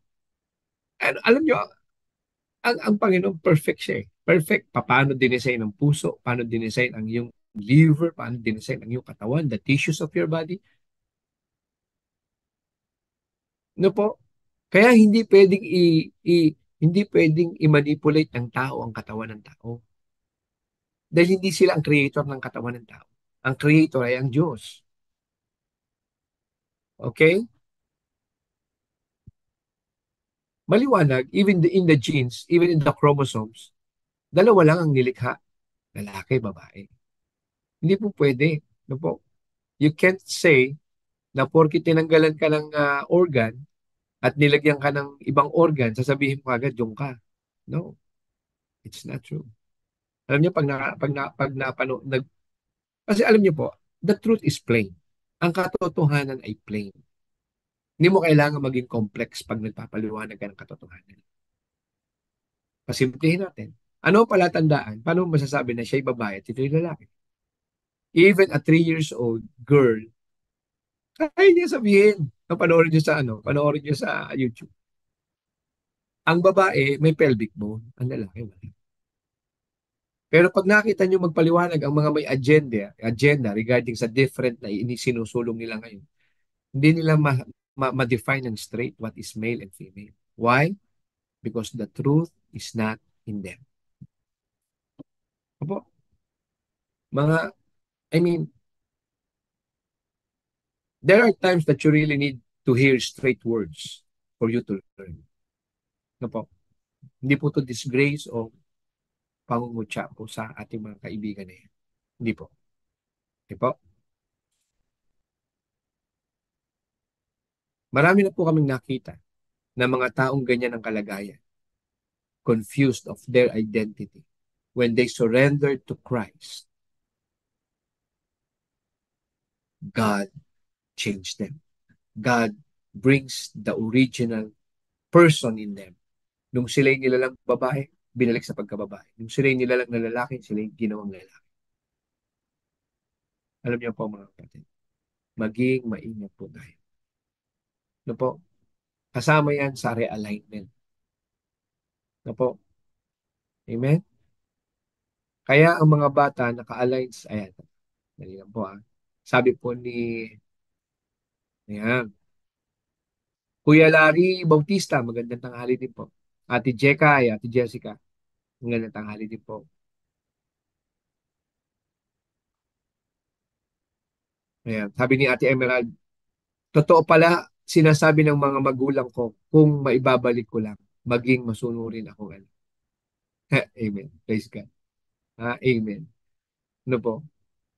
Sige po, mag-share po kayo ng inyong mga realization dyan. Ano po? Nakakatuwa naman si Ate Esmeralda.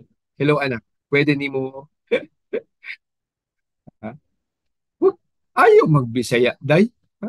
Dili man makabalan yung tanan. Ha? Sabi dito, pwede daw i-replay, mga anak. Ano? Maganda ang topic. Salamat po sa Diyos. Amen? Mga kapatid, ano po? Kung sakaling hindi nyo pa ito na-share sa ating mga mahal sa buhay, share nyo na po mamaya or basta siguraduhin nyo po ma-share nyo po siya sa lalong mga taong nangangailangan. Michelle Diaz, magandang tanghali po sa inyo. Magandang hapon po sa inyo po. Pastor King ng Bulog, Cagayan. Ano po? Good afternoon po sa inyo dyan. Pagpalain po kayo ng Panginoon at ating mga gawain po dyan. Palakasin kayo mag-asawa. Kasama po si Pastor Patricia. Ano po? Ingatan ang inyong padating na baby. Amen? Praise God. Siyempre, hi din po kay Kuya Samuel, ating coordinator po ng kape at pandasal. Magaling ka, Kuya. Ha? Sino ba po? Ah, amen, amen. Sabi ni Ate Jessica, Pastor, kaya daw po sumusunod na si Jerome kay Mama po. Amen, praise God. In the mighty name of Jesus Christ, Lord. Panginoon. Abutin mo po ang aming kapatid na ito. In the mighty name of Jesus Christ. You are now a new creation, John. Panghawakan mo yan sa buhay. Paniwalaan mo yan. Gamitin ka ng Panginoon. Amen? Jesus' name. Hallelujah. So ngayon, mga kapatid, no? Hindi ko po alam. Yan. Ay, makikita nyo po ito, yung structure na to. Ayan, makikita nyo po kasi sa realignment, hindi ko mo pantay-pantay, hindi ko mo nakahilera ng maayos. Realign ka na. Minsan, uniformity lang yun. Ano ibig ko pong sabihin, mga kapatid? Minsan, kung sila nagsusuot ng maluwag na sando na mayroong short na abot hanggang talampakan na short, tapos gumaganong-ganon ka, no? Okay? Okay din yun. Nakikisama ka, ganong style ng fad, no? Pero hindi ibig sabihin, align ka. So, ano ibig sabihin? Hindi ko mo, ikaw ay pumupunta sa church na may maayos na kasuotan, katulad ng iba, ay naka-align ka na sa Panginoon. Sorry for this straight word, pero totoo to. You have to accept it. Mas maigi na kung simple lang ang suot mo, no? Pero napapangiti mo ang Panginoon dahil nakikita niya puro ang puso mo. Ulitin ko po. Okay na po, kahit na pong simple lang ang suot mo. T-shirt o sabihin natin po, basta presentable po. No? Basta't napapangiti mo ang puso ng ating Panginoon. Alam niya kasi na ang iyong puso ay puro. Ganyan katapat ang ating Diyos. Kasi ginawa niyang plain ang playing field. Ang ginawa niyang basihan sa ating mga anak niya ay hindi po ang damit na suot natin, hindi ang bank account natin, hindi ang coaching mani-maneho natin, kundi ang ginawa niyang pamantayan ay ang condition of our heart. Laman ng ating mga puso. So makikita niyo po, yung nasa bandang kanan niyo, yan po ay coal. Yan po, carbon structure. Ang structure niya, makikita niyo sa baba. Yan po, makikita niyo, more on horizontal. Sorry. Yeah, more on horizontal lang siya. Palapad lang siya. Horizontal lang. Ano po? Okay? At ang diamond structure ay, mapapansin nyo, merong horizontal, may vertical. Kaya matibay. Diamond is the hardest stone. Okay po? Now, consider nyo po mga kapatid, na papabilisin ko lamang po. Ang diamond po is the hardest stone. They are made of carbon atoms. So, saan galing? Dito sa carbon na nasa kanan. Ibig sabihin, pag nagpaproseso ang carbon na ito na dating mahina, na dating mahina, dating walang structure, dating mabilis lang siyang masira. Nung siya ay pinroseso, after heat, after tremendous heat and tremendous friction, ang carbon na ito ay naging diamond. Ang dating maraming buhay natin, ang dating palaboy na buhay natin, na walang gustong humawak sa uling na yan dahil madudumi ang kanilang kamay. Ang dating lubog sa utang, ang dating walang pakialam sa magulang, ang dating walang respeto sa magulang, ngayon ay isa na pong honorableng anak. Isa na pong naglilingkod sa Diyos. Isa na pong pasto. Amen? Ganyan po yung itsura niyan, mga kapatid. Kaya mapapansin niyo po, the structure of the carbon, no? Mapapansin niyo, no? Uniformity, hindi ibig sabihin ay unity. Ha? Nakikiayon ka lang pero mahina pa rin. Ang dapat sa'yo, mabuo yung structure mo, both vertically. Pag sinabing vertical, yan yung pakikipagkapwa-tao mo, pakikipagkaibigan mo, marunong ka makisalamuha sa mga tao, no? Marunong ka makapagbigayan sa mga tao, marunong kang gumalang sa mga tao. Vertical yan. Ngayon, ang tanong, saan manggagaling yung mga kabutihan mo? Saan nanggagaling yung magandang ugali mo? Saan nanggagaling yung pagiging respectable mong person? Masiyahin mong tao. Saan? doon sa vertical. Paano yung vertical, Pastor? Yan yung relasyon mo sa Diyos. Yung horizontal mo, yan yung lumalawak na relasyon mo sa tao. At ang gabay niyan, walang iba, kundi ang iyong vertical na relasyon sa Diyos. Diyan ang gagaling yung pagpapala. Diyan ang gagaling yung wisdom, yung understanding. Hindi po galing sa atin. Amen? Now, ito po. Ito po. Kaya mas malinaw. Choose your alignment ngayon. Ha? Piliin nyo ngayon yung alignment. Saan mo gusto? Graphite o diamond? Siyempre, doon sa mas matibay.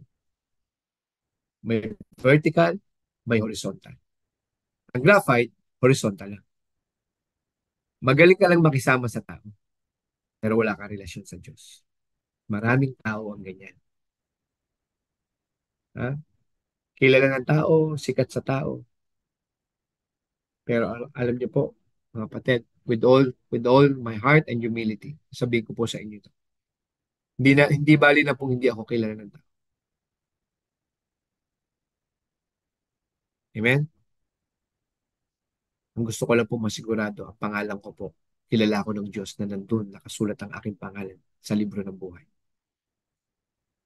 What profit am I if he gain the whole and loses his soul? Na po? Amen? So, ang core verse, pinapaalala lang po sa atin, there are many plans in man's heart. Nevertheless, the Lord's counsel that will stand. So, mapapansin niyo po, yung ating tinatalakay mula kanina is the holistic person. Person na supposedly aligned sa Panginoon at person na supposedly ma-realign sa Panginoon. Ngayon, pag-uusapan natin yung mindset. No? Tingnan niyo po truth about life. Anong truth about life? Okay. Life is not a straight line. Ano ibig sabihin? Ang buhay, mga kapatid, meron po diyang lubak, meron biglang liko, meron biglang mataas, biglang mababa. Hindi po siya straight line, ibig sabihin. No po? Kaya nga po sabi ng Panginoon sa Isaiah 45 verse 2. No po? Sabi ng Panginoon, no po? I will go before you.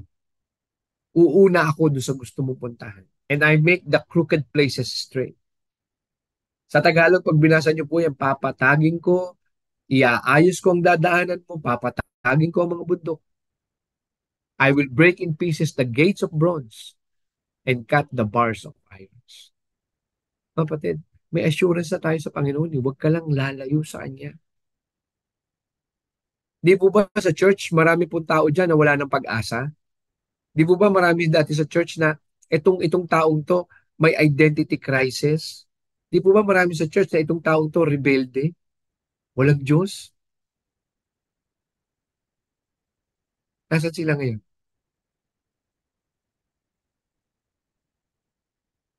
Yung, yung isa po doon, yung iba po doon, mga kapatid, puro pastor na po eh. Binago na ng Diyos at pinagpapala po ang buhay nila ngayon. Saan man sila dinala ng Diyos. Yung po ang kagandahan pag nasa Panginoon ka.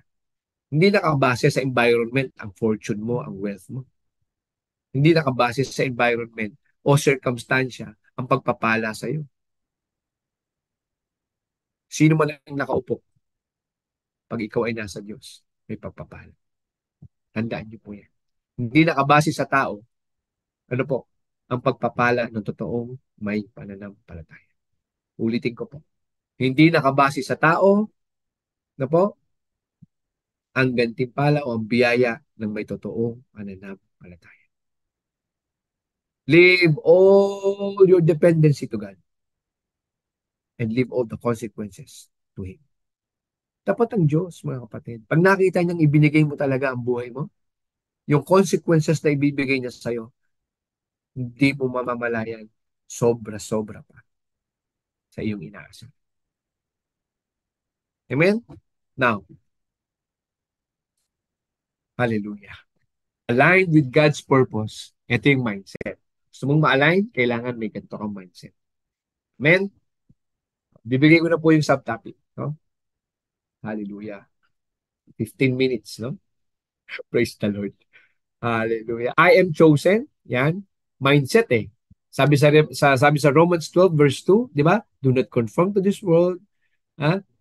Ah, do not conform to this world. Ha? Be transformed by the renewing of your mind. Amen? So, ang unang-unang mong kailangan maunawaan is ikaw ay pinili ng Panginoon. Ikaw ay anak ng Diyos. I am chosen to be alive. I listen to be aligned. Intentional yan. May dinideclare mo, ako ay nakinig upang maayos. Ako ay gagawa upang maayos. I do to be aligned. Number 4, I live the life. Ipapamuhay ko ang buhay na galing sa Diyos upang ako'y mabago. Hallelujah. Amen? So number 1, sabi, I am chosen. No? Kailangan natin maunawaan sa John 15:16, sabi, I chose you. Ako ang pumili sa iyo. Hindi ikaw ang pumili sa Diyos. Hallelujah. So yung mindset na yan, mga kapatid, number 1 na mindset, meron kang reverence sa Diyos. Meron kang pagkilala sa Diyos, which is napakahalaga sa isang tao na may gusto. I mean, na ang gusto ay maayos ang kanyang buhay. Hindi ka maayos kung ang tingin mo lang sa Diyos ay parang ATM machine. Napipindot ka lang, andyan yung gusto mo. Never mind. Hindi ka pwede pumasok sa programa ng Panginoon at didikta mo ang Panginoon. Lord, ganito lang po ako ha. Ting linggo lang po ako. Pagdating po ng Lunes hanggang Sabado, wag niyo po ako istorbohin, Lord. Ha? Ah, amen? Not amen. Hindi amin yun. No? Alam niyo po, mga kapatid. So ngayon, sabi po dito, you have not chosen me, but I have chosen you and ordained you that you should go and bring forth fruit. At sabi, bring forth fruit. Ang tao daw pong na-realign sa Panginoon, nagbubunga. Ano po? Pag ikay nakabalik sa Panginoon, ang sinasabi po ng Biblia, ikaw daw po'y mamumunga. Ano po? May it be in the finances or in the natural or may it be in the spirit. Marami kang maaakay na tao. Salamat sa Diyos. Ano po? Whatsoever you shall ask of the Father in my name, He may give it to you. Maraming salamat po, Panginoon. No? Amen? Sabi po dito, pangalawa, more than conqueror. Sabi po yan sa Romans 8:37. Di po ba naging anak tayo ng Diyos? Amen? Nung ibinigay po sa atin yung image and likeness ng Panginoon, kailangan mo maunawaan na ang Diyos natin ay mananagumpay. Ang Diyos natin, no po, ay warrior. He is a just warrior. No po? Ang Panginoon natin, no, ay Panginoon ng pag-ibig. Alam niyo po, mga kapatid, marami sa atin ayaw tanggapin ng kaayusan. Ayaw tanggapin ng pagdidisiplina. Ayaw tanggapin ang correction. Basta love lang, gaw lang. That's wrong. That's wrong. No po? Ang pag-ibig na walang kaayusan ay kasalanan. No po?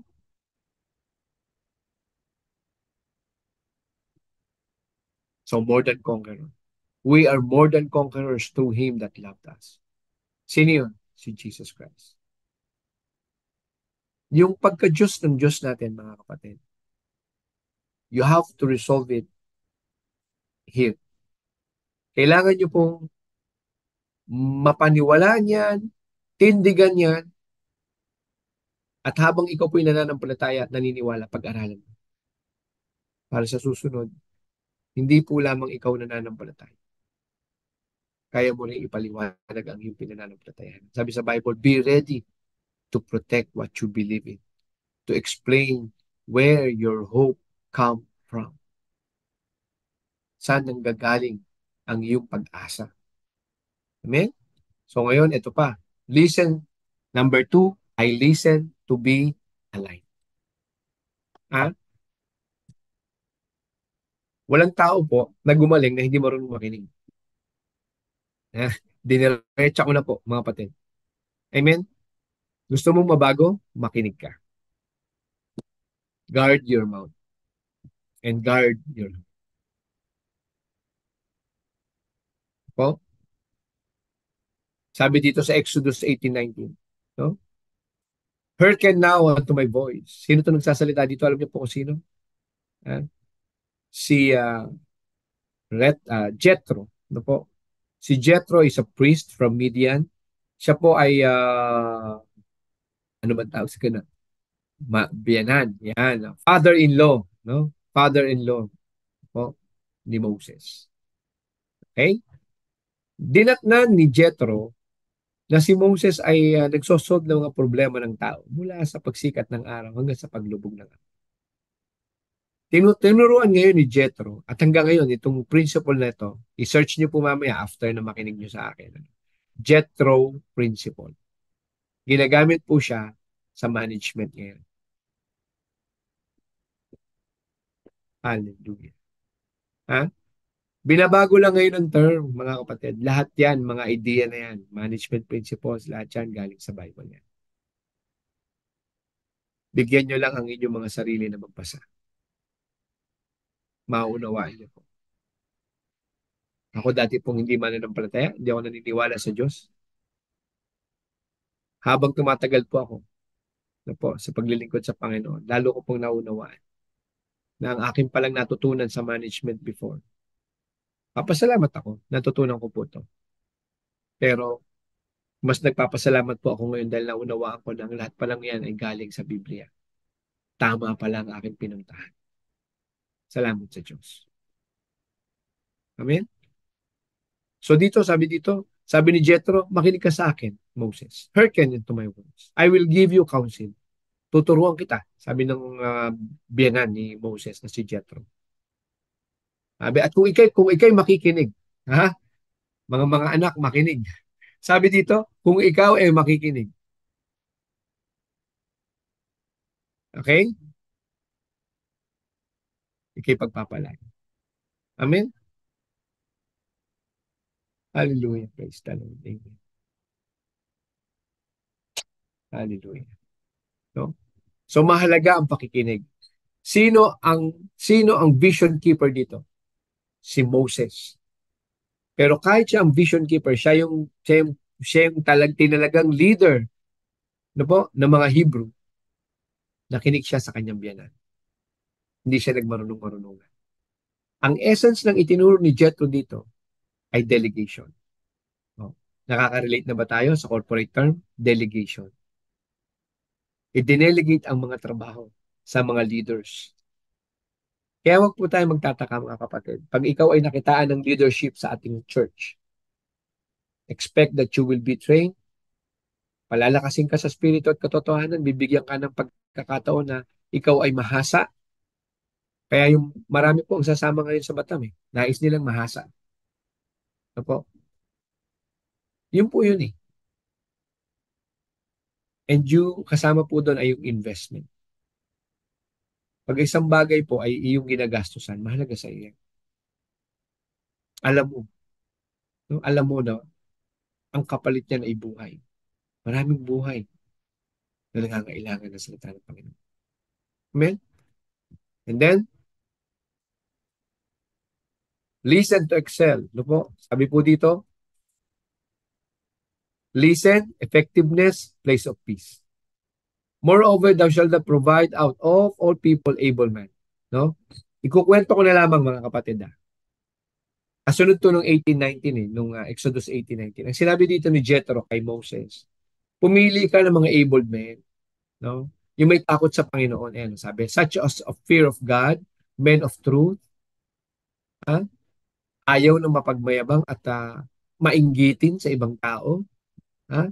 Sabi dito, and place such over them to be rulers. Maglagay ka ng mga leader dyan para mamuno sa kanila. May 50s, may hundreds. Sa mga patid, anong ibig sabihin? Noon pa man, time pa ni Moses, meron ng management. May management principle na hindi lang po ngayon nauso yan na pinapalabas nila sa mga libro na isinulat noong 1967, 97. No. Management principle has been written. The principle was there already long before. Yun ang mahirap, yung mga nakakatch ng knowledge, pinugot ang ulo, tinanggal yung source of knowledge, inangkin yung knowledge. Ay, ano po. So ngayon mga kapatid, sinasabi po dito, ha, na lahat ng yan, no po, yung magagaan, hayaan mo sila ang gumawa at yung mga mabibigat na desisyon, sabihin sa'yo. So may level of decision making. Tingnan nyo po, pag tingnan nyo po ngayon yung mga trainings ng corporate training, oh, strategic decision making. Mga ganyan, di ba? Pero ang principle niyan, eto na. Sa Exodus pa lang meron na. Kaya alam nyo po, pag kayo ay may matalino na kayo, tapos may Diyos pa kayo, ay sobra-sobra ng talino yan talaga. Magagamit kayo ng Panginoon. Gagamitin talaga kayo ng Panginoon. Ano po? Hindi po papayag na ang Panginoon mabaliwala ang yung talento, ang yung galing. Ano po? Gagamitin ng Panginoon yan to glorify the Lord. Amen? Praise God? No? Basahin niyo po yan mamaya ha, Exodus 18, chapter 18, magpamula sa 18. Ano po? O yung buong chapter, basahin niyo po. Maganda po yun. Makita niyo po paano kahit si Moses na leader ay nakinig sa kanyang biyanan. Ano po? Yun po yung essence nun eh. Huwag mong isipin na alam mo na lahat. Amen? Ganyan po dapat tayong namumuhay. Okay? Lampas lang po ako ng konti. Ano po? Siguro mga another 10 minutes. Ano po? Ang number 3, I do. Di ba? I listen. Amen? Tingnan niyo po ha. I listen. Ano yung kasunod? Sorry.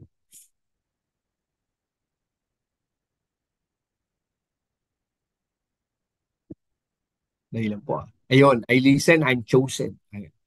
Okay? I am chosen, I listen, I do.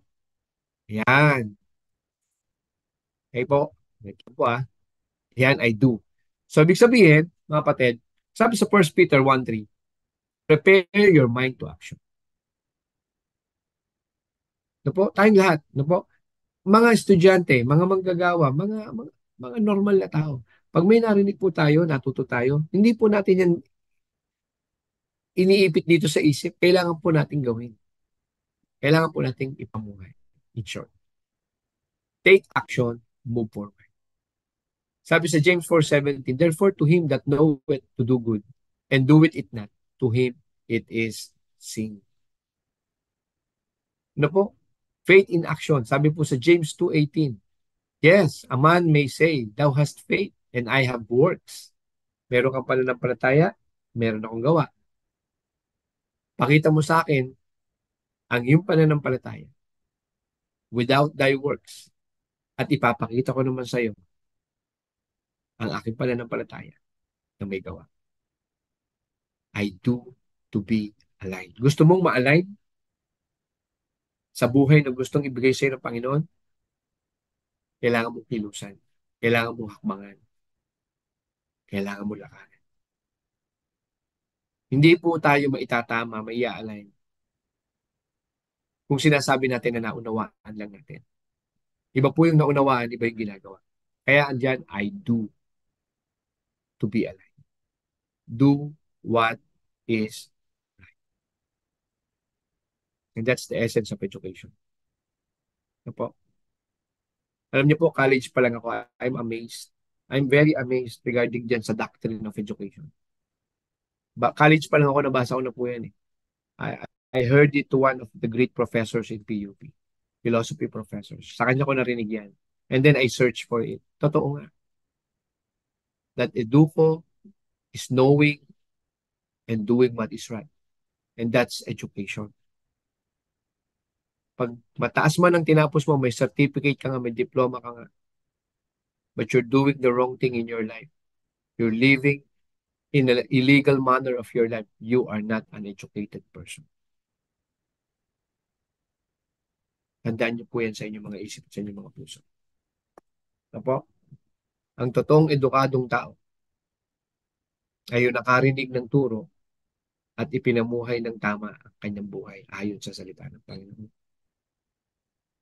Apo? Kasi sa panahon ngayon, saan ka ba kukuha ng katotohanan? Sa Diyos. Saan ka ba kukuha ng tamang pamumuhay? Prinsipyo ng tamang pamumuhay sa Diyos. Hindi mo na alam sa mundo kung saan ka kukuha. Puro karapatan lang ang alam ng mundo. Puro karapatan, human rights. Ano po? Pero alam niyo po, yung mga bagay na yan, kung tama mo lang siyang gagamitin, makakatulong din po sa tao yan. Na po, malaman mo yung totoong kalayaan, malaman mo yung karapatang pangtao. Part po yan ng pagiging tao. Pero pag yan po ay inaabuso mo, para din pong drugs yan, nakaka-addict. Po. Pag inabuso mo ang paggamit ng iyong karapatan, magiging addict ka din po. Gusto mo lang palaging ibulalas ang iyong emosyon, pero walang katwiran. Ano po? So ngayon, mga kapatid, ano po? So meaning, ang salita ng Diyos tuturuan kang gumawa para ma-align ka base sa kanyang salita. Okay? Ano pa? I live the life to be alive.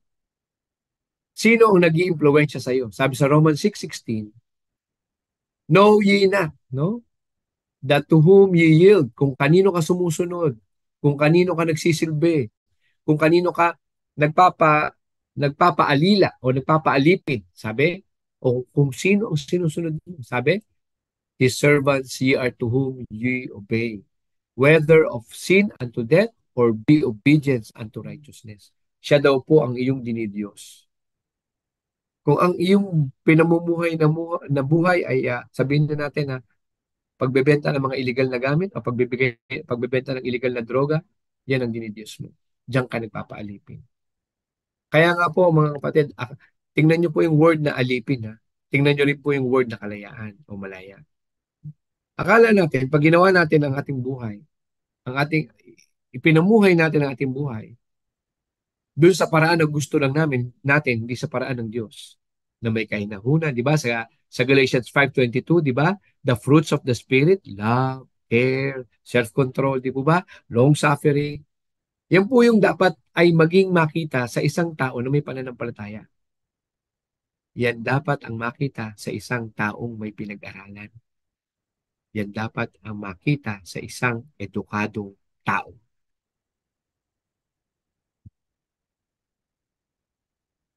Ano po? Amen?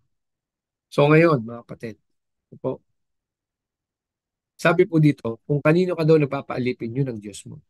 Kung kayo nagpapaalipin sa pera, sa pagsusugal, sa pagdadrugs, yan daw po ang dinidiyos mo. Ngayon, you have the chance to declare sa inyong mga puso. Kahit minsan nanghihina ka, kahit minsan nawawalan ka ng kumpiyansa sa sarili mo, ideklara mo lang kapatid, ang Diyos ko ay kaya akong baguhin. Ang aking Panginoong Hesus, siya ang magbabago sa akin. Siya ang aking Diyos mula sa araw na ito. Hindi na yan, hindi na mga bisyo na yan. Amen? You have to declare it. You have to pray for it. Kailangan mo magbasa para lalo pang mapatibay ang iyong pananampalataya at gumampan ng gawain. Amen, mga kapatid? So ngayon, ano ang ibig sabihin ng buhay na ikaw ay sumusunod? So, kasi ang pagsunod, sabi sa Biblia, sabi po sa John 15:5, ang pagsunod ay patungo sa pagbunga. Hindi ka makakapamunga nang hiwalay ka sa Panginoon. Sabi po sa 4.2, your abidance to fruitfulness, sorry. Ang iyong pagsunod patungo sa iyong pamumuno. I am the vine, sabi ng Panginoon, ye are the branches. He that abideth in me, and I in him, the same bringeth forth. Hallelujah. Diyan mo may experience yung tinatawag na bring forth much fruit. For without me, you can do nothing. Kaya alam nyo po, pag ikaw ang tao, palagi ka lang nakaasa sa pera, palagi ka lang nakaasa sa sasabihin ng ibang tao, nakaasa ka lang palagi, ha? Enjoy ka sa mga sabihin nating mga, public figures, malalaman mo naman pag wala talaga sa iyo ang espiritu, mainitin ang ulo mo, magagalitin ka, mabilis sumabog.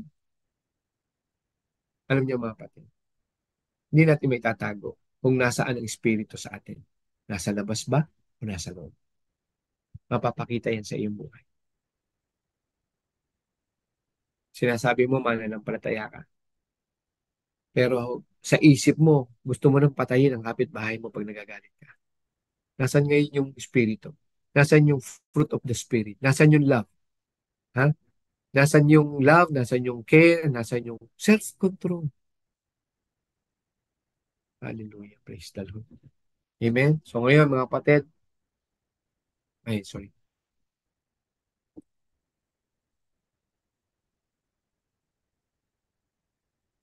dali lang po ah. Okay. Okay. So mga kapatid, yan po yung ating ah, teaching. Ano po? Pinakita ko po sa inyo yung pagka-Diyos ng Diyos, yung alignment, yung gusto niyang ibigay sa atin, yung alignment and realignment, makabalik tayo sa ating Panginoong Hesus. Amen po. At kung ikaw ay matututong makinig, no? Ito na nga po 'yon, yung transformation na gusto nating mangyari sa ating buhay. No po? Yung realignment na 'yan. Matuto ka magkaroon ng mindset, no? Na ako'y anak ng Diyos. Ano ibig sabihin? Dapat tumanggap ka na sa ating Panginoong Hesus. Pinagsisihan mo na ang iyong mga kasalanan. Ha? Na ikaw ay pinili ng ating Diyos. I am chosen. At kung ikaw ay pinili ng Panginoon, ano yung kasunod na mindset? Kailangan matuto kang makinig. You will learn to listen. No? Sa mga taong ipinadala sa'yo ng Panginoon. Sa mga pastors mo, sa mga elders. Ano po? Amen? Ano pa? Nung matuto ka mag-listen, ano? Kailangan mong gawin. You have to do it. Diyan papasok yung sinasabi sa James. Pag ikaw ay nakakilala na sa Diyos, ano po, tinanggap mo na si Yeso Kristo, ikaw ay anak na ng Diyos, meron ka ng buhay na walang hanggan, sinasabi mo, ikikristyano na, diyan papasok yung demand na dapat mong ipamuhay ang iyong pananampalataya. Faith without work is dead. Kaya I do to be alive. Kailangan kong gawin ang mga tama na itinuturo ng Biblia, ang tama na sinasabi ng aking Diyos, panindigan ang tamang ito sa aking buhay. No? At yung panghuli, ipamuhay mo yung buhay na gusto ng Panginoon para sa iyo. I live the life to be alive. So mga kapatid, with that, tayo po ay magpasalamat sa ating Panginoon. Father God, we thank you, O Lord, sa hapong ito, sa salita mo na aming pinagsalusaluhan. Realign, realign to the purpose of God. Realign to God's purpose. Lord, marami pong salamat sa iyong salita. At nawa, Panginoon, ang bawat nakapakinig, O Lord, ang bawat isa, Panginoon, ay totoo nga pong nahipo mo kanilang mga puso. Mga kapatid, aking dinadalangin na ang ating narinig sa hapong ito, sa biyaya ng Panginoon, sa habag ng Panginoon, atin pong maihayag sa mga taong nangangailangan ng pagbabago sa kanilang mga buhay. Turuan natin, ihayag natin ang salita ng Panginoon na may paninindigan at may katapangan. Lord, we continuously pray na sa aming buhay na ito, Panginoon, pangyarihin mo po, Panginoon, na ang aming puso ay palaging naghahanap ng mga tao na nangangailangan ng iyong salita. Mga taong nangangailangan ng pag-asa. Mga taong nangangailangan ng kaligtasan sa buhay. Lord, in the mighty name of Jesus Christ. Salamat po sa hapong ito. Salamat po sa iyong paggamit sa iyong lingkod, Panginoon, aking dalangin. Tuloy mo lamang pong bigyan ng mga bagong revelasyon ng iyong lingkod. Gamitin mo lamang po ng mainam sa iyong gawain, Panginoon. At ang iyong pangalan, Lord, ang mabigyan ng mataas na papuri at pagsamba.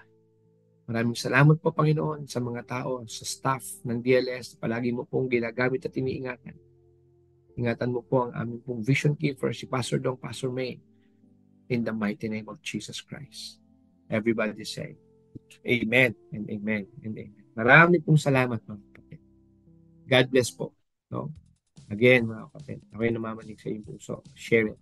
Share it. Kailangan po ng tao ito. Magtulong-tulungan po lang.